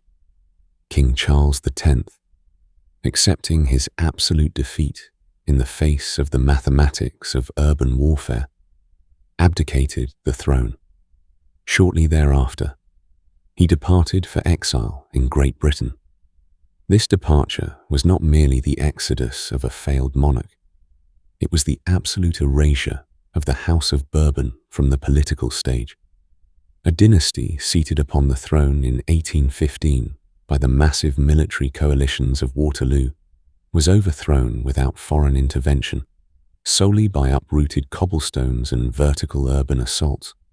On August 9th, 1830, the power vacuum was swiftly filled through a pragmatic bourgeois maneuver. The Duke of Orléans, Louis-Philippe, was placed on the throne as the King of the French, bound to a constitutional contract. This symbolic change was the clearest legal registration that the ownership of the state had been transferred from the land-based aristocracy to the industrial bourgeoisie. The middle class, which had paid the victualling costs of foreign occupation armies in 1815 and had their wealth expropriated by Charles X, transformed into the true proprietors of the state at the end of 15 years. The Restoration era concluded. The rational kingdom of capital, industry, and bankers officially commenced. This abrupt regime change was the first irreparable fracture in the concert of Europe system established at the 1815 Congress of Vienna, which had mutated European armies into multinational gendarmes. That flawless diplomatic algorithm, which viewed the continent as a single monarchical estate and aimed to suffocate any liberal movement through cross-border military deployments, suffered a catastrophic collapse within one of the core powers of the system itself. The absolutist empires of Eastern Europe, Russia, Prussia, and Austria, drafted mobilization plans to halt this constitutional infection. However, the power of kinetic armies was paralyzed by the logistical impossibility of intervening in a state whose capital had fallen to an organized civilian militia. The most enduring and lethal legacy the July Revolution left to military literature was this definitive shift in the geography of warfare. The mass warfare doctrine of the Napoleonic era, where tens of thousands clashed on horizontal plains, gave way to asymmetric barricade warfare in narrow streets, where urban topography was decisive. The massive artillery batteries and heavy cavalry charges were rendered obsolete. This new doctrine, shifting from battlefields to alleyways, forged the infrastructural groundwork that would prepare Europe for the colossal urban revolutions set to erupt in a continental chain reaction in 1848. That grand, absolutist order of Europe, erected in June 1815 on the clay plains of Waterloo, with swords, round shots, and diplomatic seals, was demolished 15 years later in the narrow cobblestone streets of Paris, with roof tiles, wooden furniture, and uprooted stones. This colossal table of logistical anatomy opened at the intersection of military engineering, international high finance, and urban topography, now quietly closes, surrendering one of history's most ironic transformations to the heavy and hypnotic darkness of time.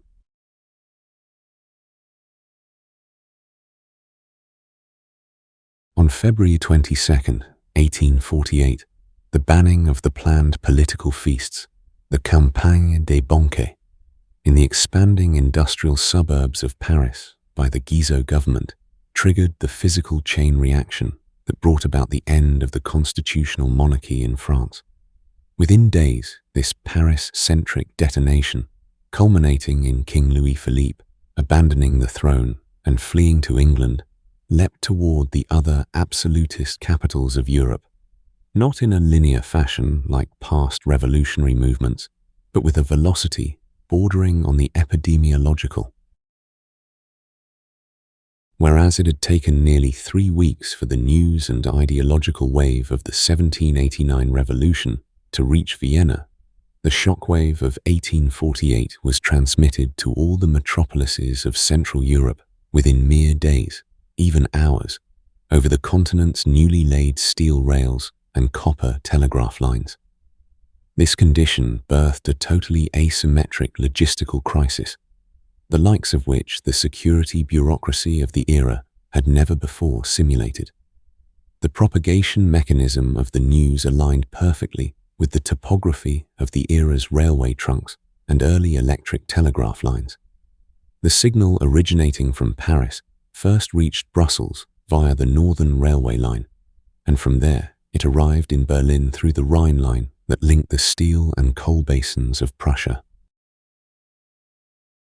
Simultaneously, telegraph lines running through the southern German states caused the stations on the western border of the Austrian Empire to tremble.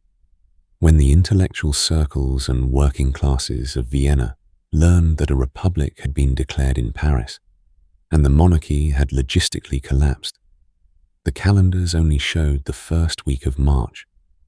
This industrial velocity in communication infrastructure entirely paralyzed the most fundamental defense mechanism of the Congress of Vienna system, the doctrine of isolating and suppressing by stretching out time. With its reaction time reduced to zero, the absolutist bureaucracy was condemned to a logistical blindness, entirely unable to ascertain which army corps to deploy to which region in the face of this simultaneously erupting continental epidemic. The most tragic scene of this institutional collapse and shock occurred on the morning of March the 13th, 1848, in Vienna, right on the Herrengasse, before the Hofburg Palace, the very heart of the system. Chancellor Clemens von Metternich, who for 33 years had manipulated all of Europe on his fingertips with secret police networks, censorship mechanisms, and diplomatic threats, was forced to witness the urban paralysis of the very internal security architecture he had personally constructed. Although the Austrian secret police, Geheime Kabinettskanzlei, led by Count Sedlnitzky, was adept at monitoring street whispers and the activities of underground printing presses, it possessed no logistical barricade early warning system to prevent railway labourers, university students, and suburban textile factory workers from flooding into the city centre within minutes. When the Vienna garrison, under the command of Archduke Albrecht, opened musket fire on the Herrengasse to disperse the crowd, the absolute inadequacy of military tactics against urban topography was documented once more. The dense gunpowder smoke produced by the Augustan pattern muzzle-loading muskets echoing in the narrow streets became trapped between the high walls of the buildings, completely obstructing the field of vision for the military units and creating a tactical blindness within the chain of command. The escalation of street clashes and the setting ablaze of factories in the Vorstädte suburbs, forming Vienna's outer perimeter, thoroughly dissolved the rational cognitive capacity of the palace bureaucracy. The Imperial Council chose to pacify the streets by offering Metternich's resignation as a sacrificial lamb. For the 75-year-old Metternich, who officially resigned on the night of March 13th, the logistics of saving his own life now began. The main arteries and gates surrounding the Hofburg Palace were held by the armed National Guard, and students. Because the roads leading to the city's outer perimeter were entirely severed by barricades, it was impossible for the former Chancellor to depart the city in his majestic royal carriages. According to historical records and the diplomatic correspondence of the era, Metternich was smuggled out of the palace topography inside an anonymous cargo cart used for the palace's kitchen and cleaning services, hidden beneath laundry baskets and soiled linens. The most arrogant genius of European absolutism was compelled to flee his own imperial capital, transported like a parcel of documents or a bale of laundry, simply to bypass the checkpoints of the civilian militia. This route of exile, first to Olomouc and then extending to London via Frankfurt by secretly utilizing railway lines, served as the intellectual death certificate of the Vıenna system. While Vıenna fell, other military bases on the periphery of the system fell into a similar trap of urban topography. The clearest laboratory data of this was obtained in Milan, the backbone of the Austrian military presence in northern Italy during the clashes of March 18th to 22nd, which would enter history as the 5 Days of Milan, Cinque Giornate. The 82-year-old legendary Austrian field marshal, Johann Joseph Radetzky, possessed approximately 14,000 highly disciplined line infantrymen and a formidable artillery brigade in the Milan garrison to maintain a grip on the kingdom of Lombardy-Venetia. However, Milan's narrow, concentric street layout radiating from the Duomo Cathedral, a remnant of the Middle Ages, fractured Radetzky's army into virtually microscopic cells. Within 48 hours, the populace of Milan erected over 1,700 barricades in the city's labyrinth. This urban fortification operation generated a mechanical gridlock that nullified the entirety of the regular army's ballistic superiority. The standard smoothbore 6- and 9-pounder field guns in the possession of the Austrian army could not strike behind the barricades due to the angles of the narrow streets. The cannonballs ricocheted off the stone walls, creating a shrapnel effect directly upon the Austrian infantry columns themselves. The soldiers suffered a vertical massacre beneath a relentless barrage of hunting rifle fire from windows, boiling oil, and massive pieces of furniture dropped from the rooftops of houses. Calculating that his troops would logistically perish from starvation and dehydration, and that his ammunition supply lines had been entirely severed by the civilian militia within the city, Field Marshal Radetzky was forced to evacuate Milan on the night of March 22nd and retreat to the famous quadrilateral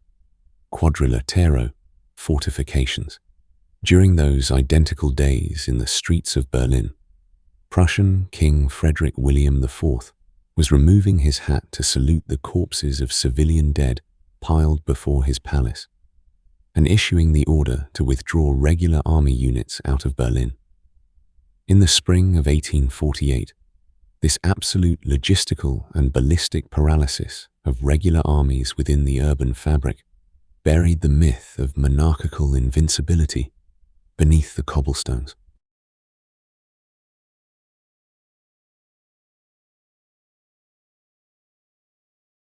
Having suffered a ballistic paralysis in the narrow streets and cobblestone barricades of urban topography during the spring months of 1848, the regular armies of Europe developed a cold-blooded counter-doctrine regarding this new concept of asymmetric warfare as they entered the summer months. General staffs mathematically analyzed that advancing infantry columns against vertical civilian fire pouring from windows and rooftops without artillery support was not merely a suicide. It was simultaneously a strategic error that annihilated the state's image of a monopoly on violence. What was required was not a chivalrous combat advancing street by street, but rather a rational and ruthless siege engineering that logistically suffocated rebellion zones and physically leveled civilian fortifications from afar with heavy ballistic power. Once the state apparatus recovered from the initial shock, it recalibrated its industrial firepower to obliterate the urban fabric. The first and most flawless geographical laboratory for this new military adaptation was the famous quadrilateral fortification system in northern Italy. In March, the 82-year-old Austrian Field Marshal Radetzky who had taken a strategic decision to retreat to prevent his army from melting away in the barricade wars of Milan, sought refuge in this massive military cordon formed by the fortresses of Peschiera, Mantova, Legnago, and Verona, protected by the natural water barriers of the Mincio and Adige rivers. This topographical quadrilateral provided the Austrian army with flawless logistical mobility via interior lines. While enemy forces waited scattered across a vast outer perimeter, Radetzky rapidly regrouped his units at the center of this quadrilateral, replenished his ammunition depots, and secured his supply lines. In the Battle of Custoza, on July 24th to 25th, 1848, utilizing this interior line's advantage, he shattered the Piedmontese army with an absolute concentration of kinetic power. This victory of Radetzky's was the first major counter-revolutionary strike, proving just how crushing regular armies could be against civilian militias and insurgent kingdoms when logistical and topographical discipline was achieved. The most ruthless formula of this doctrine to reclaim urban spaces was written in Prague in June 1848 by Prince Alfred I zu Windisch-Grätz. When barricades rose in the streets of Prague, instead of committing his army to urban combat and wearing them down, Windisch-Grätz withdrew all his regular military units from within the city and positioned them on the surrounding commanding heights, particularly the Hradče and Petřín hills. Although initially perceived as a victory by the insurgents, this tactical retreat was, in fact, the foundational phase of a lethal artillery geometry. Windisch-Grätz placed the city under a hermetic logistical cordon, entirely severing the influx of food. Subsequently, he subjected the city center to a systematic bombardment using 12 and 24-pounder heavy siege guns and incendiary ammunition. Instead of narrow streets where they could not travel on a horizontal plane, cannonballs were dropped in parabolic arcs directly onto the roofs of buildings and behind barricades, turning the urban fabric into a physical ruin. The street wars, which would have taken weeks and cost thousands of soldiers via infantry assaults, concluded with Prague's absolute surrender in a mere matter of days, thanks to heavy ballistic violence applied from a distance. Windisch-Grätz had not breached the barricades. He had quite literally wiped them off the map along with the buildings surrounding them. This artillery-centric doctrine of annihilation faced its severest test in October 1848 in Vienna, the very heart of the system. On October 6th, radical insurgents in Vienna lynched the Austrian Minister of War, Count Baillet von Latour, and hanged him from a street lamp, elevating the state's reflex for vengeance to its zenith. The armies of Windisch-Grätz, rapidly returning from Prague, and Ban Josip Jelačić, advancing from Croatia, converged to form a colossal ring of steel around Vienna, comprising 70,000 soldiers and 200 heavy field guns. Vienna's logistical isolation was absolute.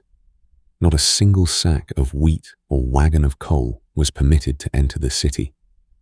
On the morning of October the 26th, the Imperial artillery commenced a massive barrage of rockets, Congreve rockets, and mortars upon the insurgent-controlled Leopoldstadt and other suburban districts.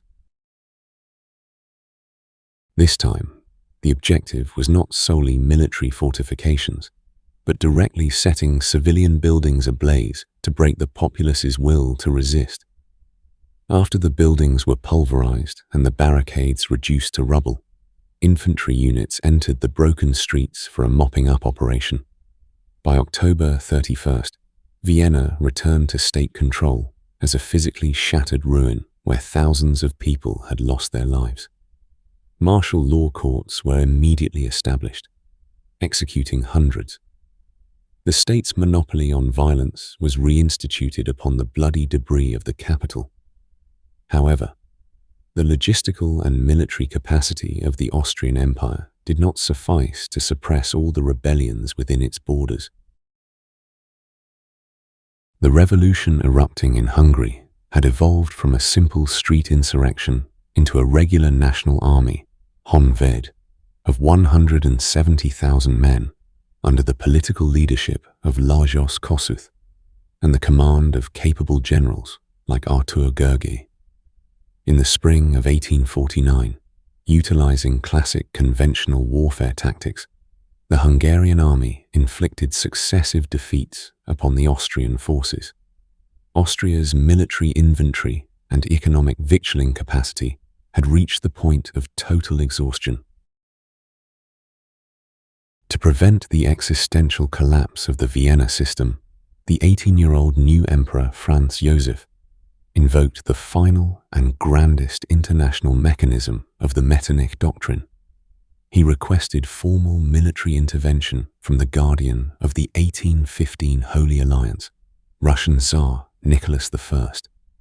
Tsar Nicholas I's response to this request was not a bureaucratic military aid, but one of the most colossal continental military deployments the world had ever seen. Under the command of Field Marshal Ivan Paskovich, a massive Russian army consisting of 200,000 soldiers and 80,000 horses began pouring through the passes of the Carpathian Mountains toward the Hungarian plains in the summer of 1849. The daily caloric requirement of this biological and mechanical mass alone amounted to approximately 600,000 pounds of bread and thousands of tons of oats. To secure this monumental victualling, the Russian army ruthlessly requisitioned all the carts and harvests of the local peasantry. Yet, the true enemy of this colossal army was not Hungarian bullets, but a microscopic killer. Due to the inadequate hygiene conditions of the army camps and contaminated water sources, a horrific cholera, Vibrio cholerae, epidemic broke out within the Russian ranks.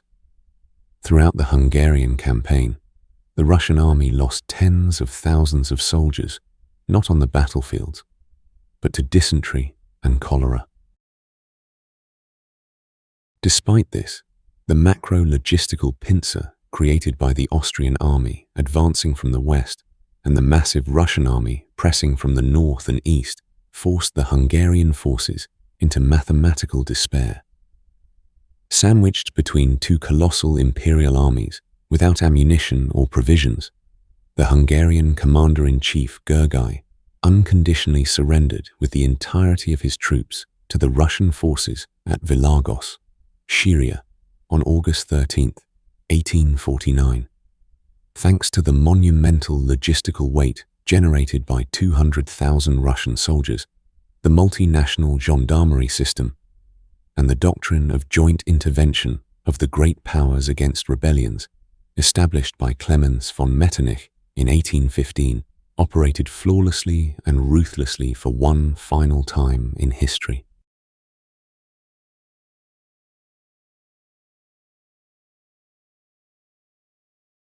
The bloody and logistically exhausting process, extending from the autumn of 1848 to the end of 1849, had culminated in the absolutist regimes of Europe physically reclaiming the streets. However, the order re-established in Vienna, Berlin, Paris, and Milan had been constructed at a profound political and psychological cost. Governments had survived by subjecting their own capitals to heavy artillery bombardment and executing tens of thousands of their citizens, a situation that created deep fissures in the internal legitimacy of the regimes. To compensate for this loss of prestige and erosion of popularity in domestic politics, The most rational formula in 19th century political science and diplomacy was a controlled diplomatic victory achieved externally, namely in the international arena. The golden rule of the 1815 Congress of Vienna, which dictated that the great powers do not war with one another, but merely suppress internal rebellions, began to be gradually abandoned due to crises of domestic legitimacy, and the interstate chessboard was reset.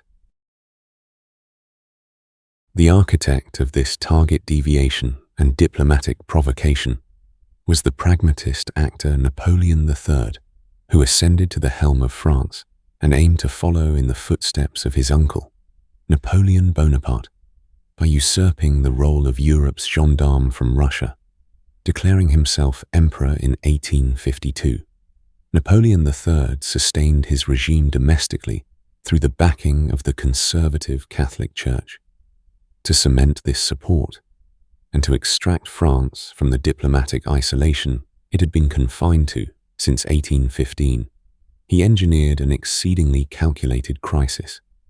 The geographical and symbolic focal point of this crisis was the keys to the Church of the Nativity in Jerusalem, thousands of kilometers away from the capitals of Europe. France exerted severe diplomatic pressure upon the Ottoman Empire, demanding that the administration of these holy sites, which had been under the control of Orthodox Greeks for centuries, be transferred to Catholic clergy based on an old treaty from 1740. This microscopic theological dispute, ostensibly revolving around the keys to a few wooden doors, was in fact the first step of a colossal geopolitical conspiracy that would shake the balance of power in Europe to its core. This maneuver was a direct assault on the diplomatic nerve endings of Russian Tsar Nicholas I, who viewed himself as the protector of all Orthodox Christians worldwide, and the sole savior who had pulled the European monarchies from the brink by crushing the Hungarian rebellion in 1849. The Tsar mobilized not only to reclaim the keys to the churches in Jerusalem, but also to wrest the title of official and legal protector of the approximately 12 million Orthodox subjects living within the borders of the Ottoman Empire. In February 1853, Prince Alexander Menshikov was dispatched to Constantinople, endowed with extraordinary powers and a severe diplomatic ultimatum. Menshikov's mission was to diplomatically corner the Sublime Porte and register Russia's right of protection over the Orthodox population through an official treaty. At this juncture, however, the British ambassador of the era, Stratford Canning, entered the equation. Canning advised the Ottoman Foreign Ministry that this right of protection demanded by Russia would practically signify the transfer of the state's sovereign rights to Russia, and thus must be rejected. Backed by British and French diplomatic support, the Ottoman Empire officially rejected Menshikov's ultimatum in May 1853. The chessboard of diplomacy had reached its bureaucratic limits. Observing that diplomatic notes and ambassadorial crises were ineffective, Tsar Nicholas I transformed his military weight into an instrument of logistical blackmail, just as in the gendarmerie doctrine of 1815. On July 2nd, 1853, a massive Russian army of 80,000 men under the command of Prince Mikhail Gorchakov crossed the Prut River and occupied the Ottoman-controlled Danubian principalities, Wallachia and Moldavia, modern-day Romania. Russian diplomacy defined this colossal military deployment not as a declaration of war, but as a material guarantee, or garantie matérielle, seized until the Ottoman state granted the rights of the Orthodox Christians. However, the rapid consumption of the agricultural resources of Wallachia and Moldavia by 80,000 soldiers and tens of thousands of horses, the blockade of the international grain trade on the Danube River, and the Russian encroachment toward the Balkans directly threatened not only the Ottomans. It also threatened the British Empire, which sought to protect its trade routes to India, and France, which sought influence in the Mediterranean. The Vienna system's rule that the great powers do not attack each other's vital interests had virtually drowned in the clay-laden waters of the Pruth River.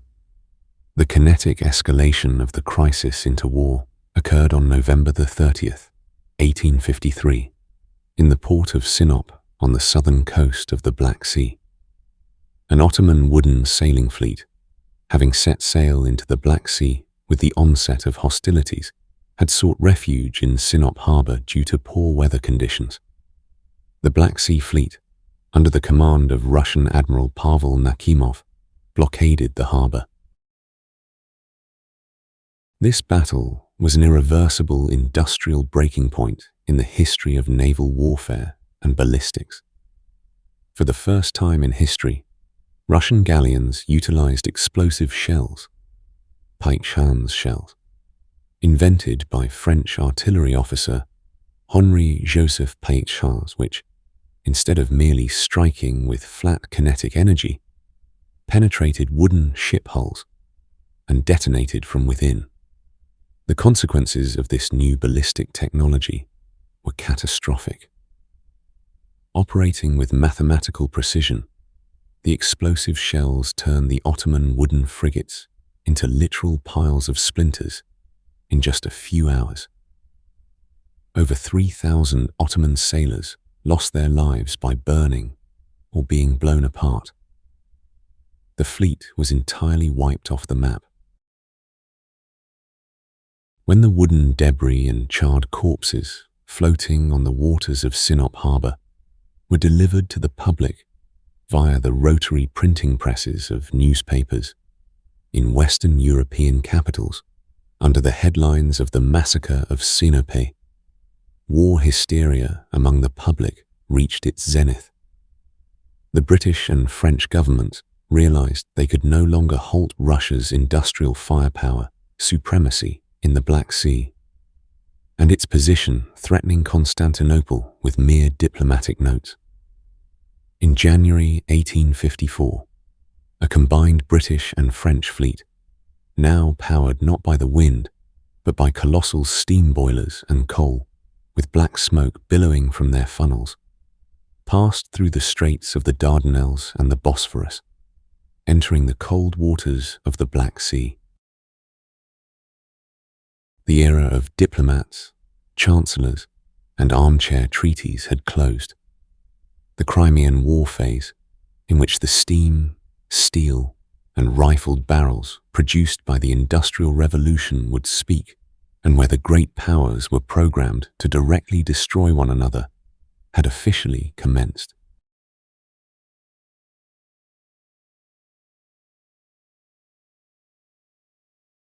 Entering the summer months of 1854, a colossal military mass consisting of approximately 60,000 British and French expeditionary forces landed at the port of Vıenna on the coast of modern-day Bulgaria with the objective of defending the Ottoman Empire's Danube line.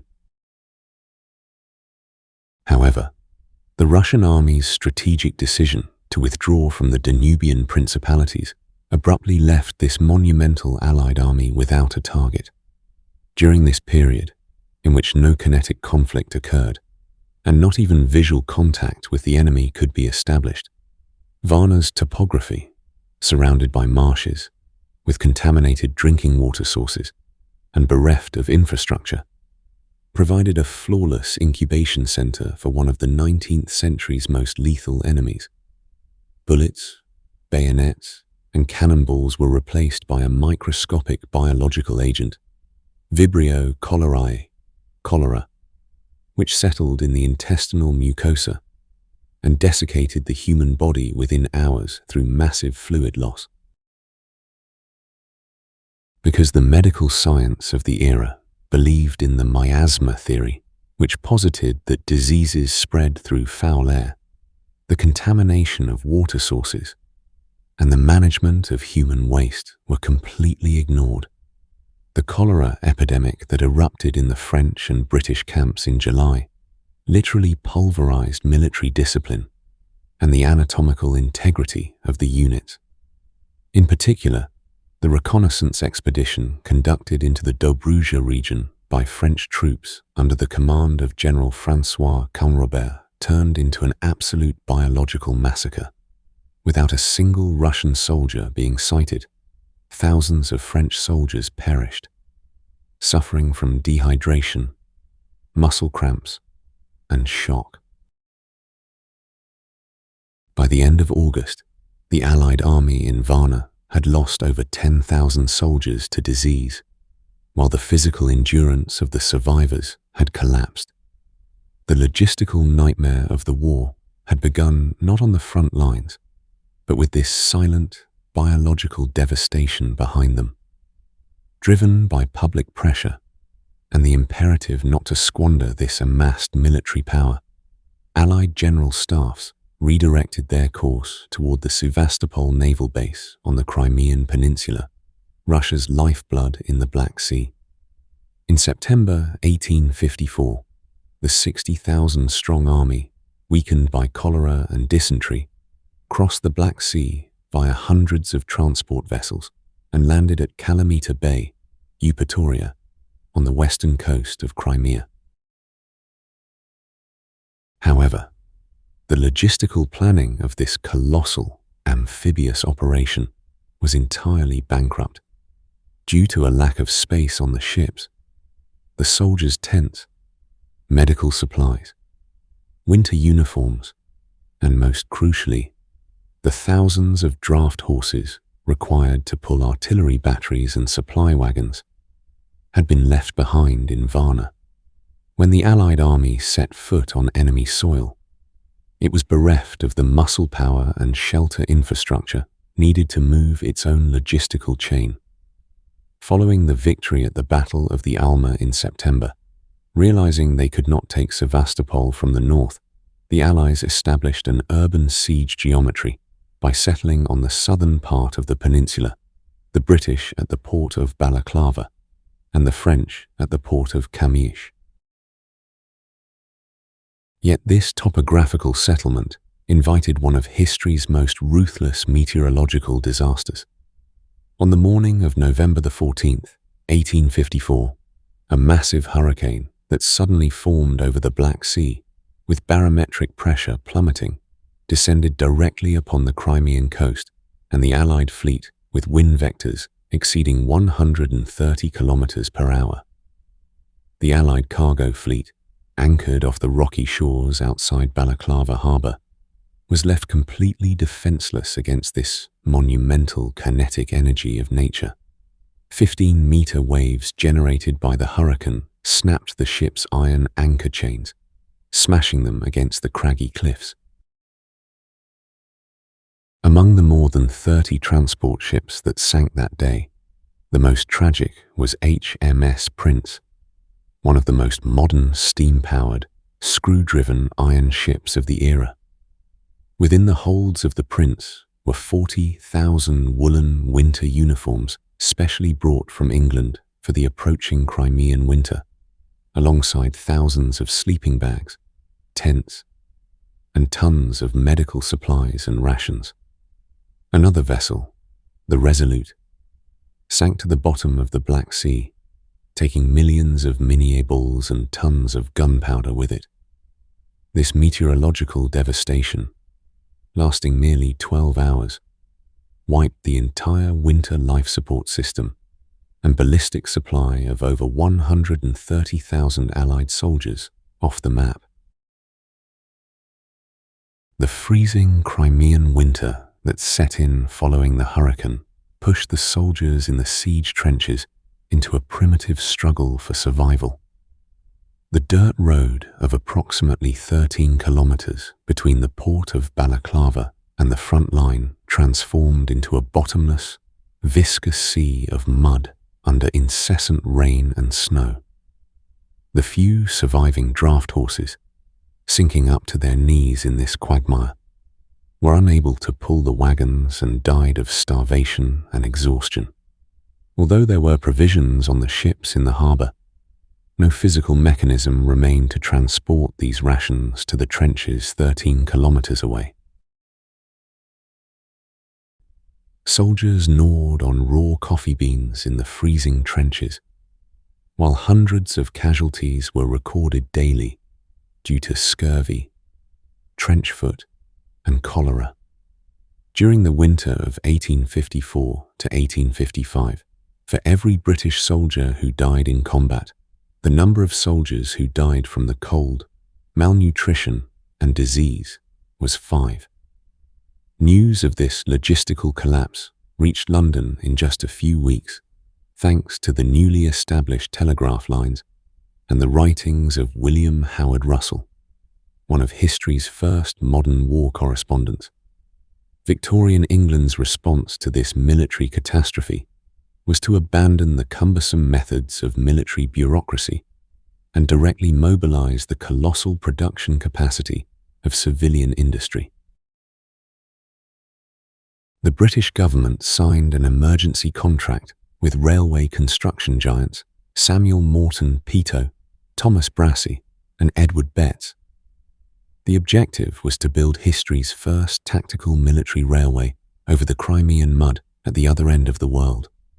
In just 3 weeks, thousands of tons of steel rails, wooden sleepers, steam locomotives produced in English factories, along with the civilian railway workers, navvies, who would construct them, were dispatched to Balaclava via cargo ships. The Grand Crimean Central Railway, construction of which began in February 1855, overcame the sea of mud with steel and wood, extending from the port directly to the artillery trenches besieging Sevastopol. The dead horses and carts mired in mud were replaced by steam locomotives, transporting tons of ammunition, cannonballs, and hot meals to the front within minutes. This railway was an absolute triumph of industrial engineering that altered the fate of the war. Simultaneously, revolutionary steps were taken in medical logistics. Thousands of wounded soldiers brought by ship from the front to the Selimiye barracks, Scutari, in Istanbul, were dying of disease due to the hospital's horrific hygiene conditions. Florence Nightingale, who was deployed to the region, did not merely tend to the sick. By analyzing the causes of death through a brand new statistical data visualization she termed the Rose diagram, polar area diagram, she mathematically proved that 80% of the deaths stemmed not from combat wounds, but from preventable infections. In light of this data, prefabricated wooden hospital barracks were designed in England by the renowned engineer Isambard Kingdom Brunel. These structures, featuring perfectly calculated ventilation and sewage systems, were brought dismantled by ships to the Dardanelles, Renkioi, and assembled, plummeting mortality rates from 42% down to a mere 3%. Biological devastation and meteorological wreckage had been neutralized by the civilian industrial mobilization and statistical mathematics of the 19th century.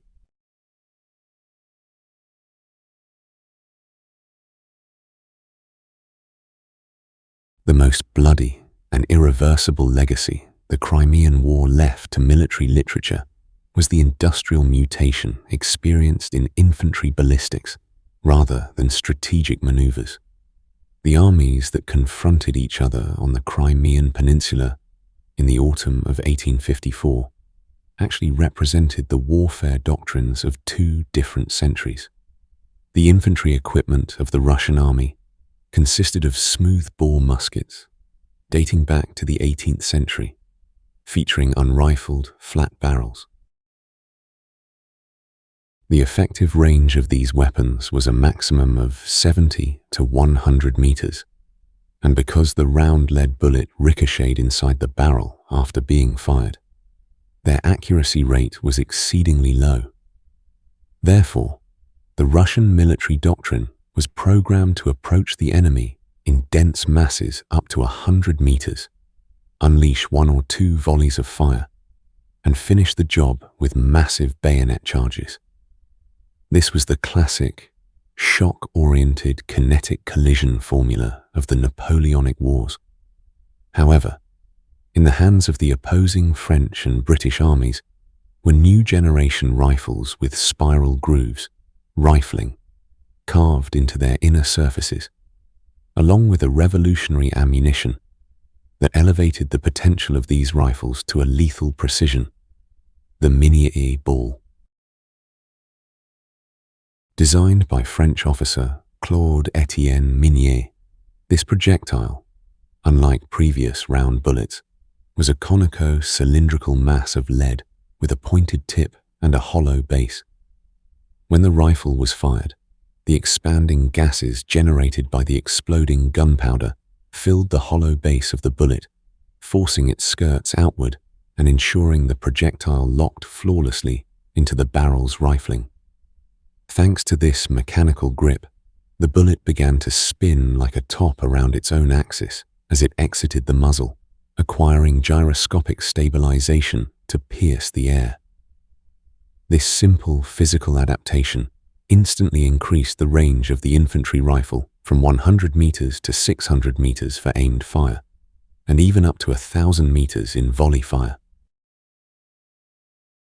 During the battles of the Alma, September 1854, and Inkerman, November 1854, fought on the rugged terrain of Crimea, the consequences of this ballistic imbalance were, in a word, an anatomical massacre. Russian infantry columns were physically pulverized beneath a hail of heavy lead that rained down upon them from 300 meters away, shattering bones and rendering amputation mandatory, long before they could even enter the range of their own weapons. At the Battle of Balaclava, the famous thin red line formation of the Scottish 93rd Regiment repelling a Russian cavalry charge without forming a traditional infantry square, deploying in merely 2 ranks and utilizing the crushing stopping power of rifled muskets, was an absolute mathematical victory of firepower over maneuver. The bayonet had surrendered its sovereignty on the battlefields to a conical piece of lead. This ballistic revolution compelled infantrymen to abandon fighting in the open field and forced them to dig into the earth to survive. The siege of Sevastopol transformed into a colossal engineering feat of trench digging and earth excavation that would last exactly 11 months. The chief architect of Sevastopol's land defense was Russian engineering officer Colonel Eduard Totleben. Totleben had calculated that the explosive shells, Paichans shells, which had shredded wooden ships during the Battle of Sinop, alongside new generation heavy siege guns, would turn traditional stone fortress walls into clouds of shrapnel within seconds. Therefore, instead of constructing stone towers on the southern slopes of Sevastopol, he established flexible defensive lines based on the principle of earth-absorbing kinetic energy, supported by massive earthworks, redoubts, mud-plastered baskets, gabions, and compressed bundles of brushwood, fascines. The Redan, the Great Redan, and the Malakoff redoubts mutated into virtually living earthen organisms that grew stronger as they swallowed artillery shells and were continually repaired. The Allied forces, in turn, were forced to excavate miles of zigzagging trench networks, parallels and saps, in order to approach these earthen redoubts. The reason the trenches were dug in zigzags rather than straight lines was to break the shockwave of a shell dropped into the trench by enemy artillery, or of a flanking shrapnel barrage, enfilade fire, thereby confining the damage to merely a small section. English and French soldiers attempted to establish physical proximity to the Russian redoubts without exposing themselves to ballistic fire by advancing only a few meters each night through the clay soil. The front lines of Sevastopol turned into a monumental construction and demolition site where tens of thousands of men lived underground like moles. However, the primary element that paralyzed the command echelon of the Allied armies was not Russian artillery, but rather the submarine telegraph cable laid across the bottom of the Black Sea from Vıenna to Crimea, extending directly to Paris and London. For the first time in history, the front line of a war possessed an instantaneous electromagnetic link with political capitals thousands of kilometers away. The communication cycle, which took months in previous wars, had been reduced to hours. From a military standpoint, this technological miracle precipitated a disaster of micromanagement. French Emperor Napoleon III and British Secretary of State for War, Lord Panmure, began to intervene via telegraph in every detail, from the weather conditions at the front to the number of artillery shells to be used, and the exact hour an assault would be launched.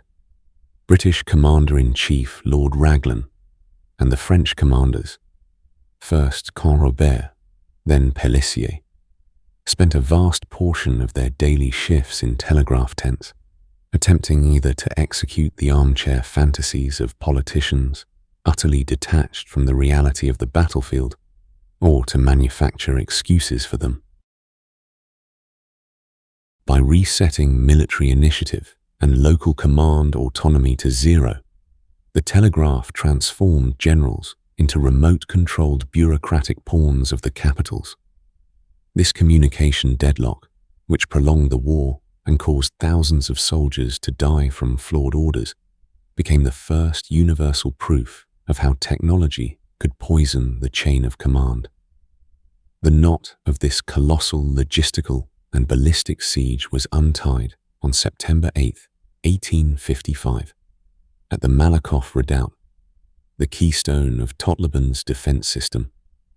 French General Patrice de Maquereau orchestrated the ultimate infantry assault on the Malakoff with millimeter-precise timing engineering, entirely divorced from traditional narratives of heroism. Following weeks of observation, the French General Staff had pinpointed the exact hour of the Russian soldiers' shift change in the redoubt as 12 noon, 12 o'clock. At this hour, the old sentries would wearyingly set down their weapons and withdraw for a meal, while the new sentries had not yet taken up their positions. MacMahon synchronized all artillery preparation and the moment of his soldiers' assault to exactly 12 o'clock by coordinating his officers' pocket watches.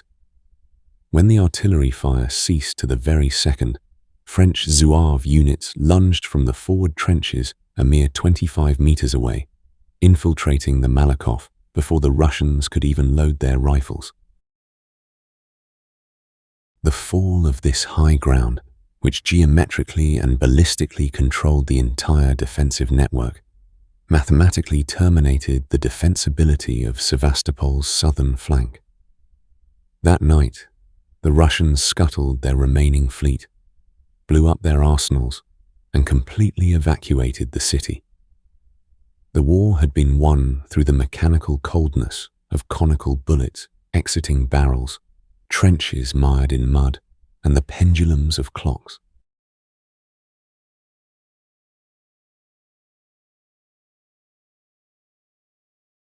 The Treaty of Paris, signed on March 30th, 1856, not only diplomatically concluded a conflict that lasted a mere 3 years and erased the biological existence of over 500,000 people, It simultaneously placed the official seal on the death certificate of Europe's 41-year-old geopolitical architecture.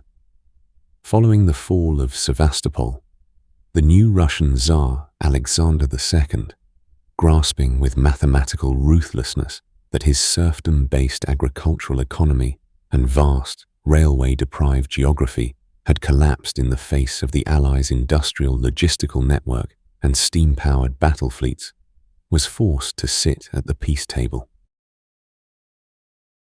The negotiation hall in Paris became the site where the Concert of Europe doctrine of the 1815 Congress of Vienna, hitherto considered sacred and inviolable, was physically and legally dismantled.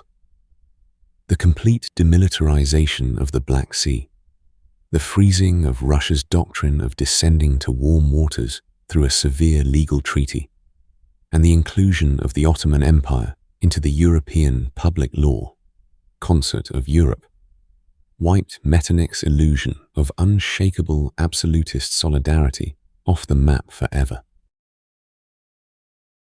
That slow, conservative, and aristocratic system, which in 1815 viewed the continent as a single monarchical estate and coded armies merely as an international gendarmerie force to suppress constitutional or nationalist rebellions within the continent, was officially buried in the blood-kneaded clay mud of Sevastopol.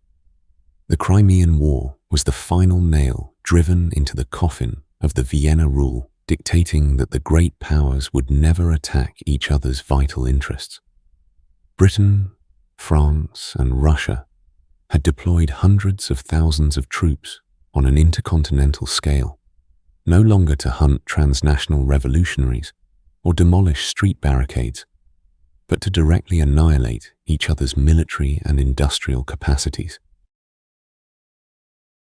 As ideological harmony entered the grave, it yielded its place to a ruthless and pragmatic anarchy of realpolitik, where states would act solely in accordance with their own national interests and the balance of power.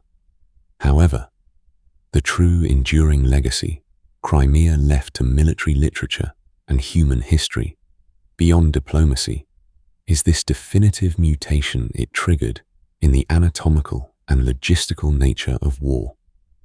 The Crimean War stands as the ground zero of military evolution, functioning as the first true industrial conflict in human history.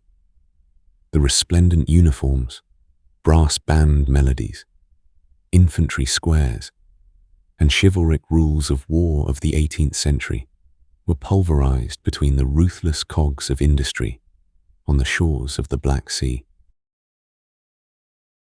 The fate of battle was no longer determined by the personal courage of infantrymen, the kinetic majesty of cavalry shocks, or the instantaneous tactical genius of commanders on the battlefield. The new equation of victory had mutated into a cold mathematics of production, measured by how rapidly a state could lay steel rails to the front, how many thousands of conical minié-balls it could manufacture daily in its factories, and how many tons of coal, woolen uniforms, and medical supplies it could deliver to trenches thousands of kilometers away via steam-powered cargo fleets. This new era, where the bayonet was replaced by the rifled barrel, wind-dependent wooden sailing ships by steam-powered vessels, firing explosive shells, horse-drawn transport by railways, an independent general initiative at the front by submarine telegraph cables, transformed armies from mere human congregations into mechanical flesh-consuming apparatuses that were extensions of colossal industrial complexes. The soldier was no longer an epic warrior. He was an industrial statistic, struggling not to freeze in a trench, attempting to survive against a cholera microbe transmitted from an unseen water source, and having his body blown apart by a parabolic shell fired from miles away. That mathematical system, in which Florence Nightingale calculated mortality rates with medical precision via her Rose diagram, went down in the records as the first scientific protocol documenting the soullessness of modern warfare. The old world order, erected on the plains of Waterloo in 1815 with swords, 12-pounder round shots, and dynastic seals, first suffered internal hemorrhaging at the vertical barricades constructed in the narrow cobblestone streets of Paris, Vienna, and Milan in 1848, and subsequently drew its last breath in 1856 within the artillery-ploughed trenches of Sevastopol.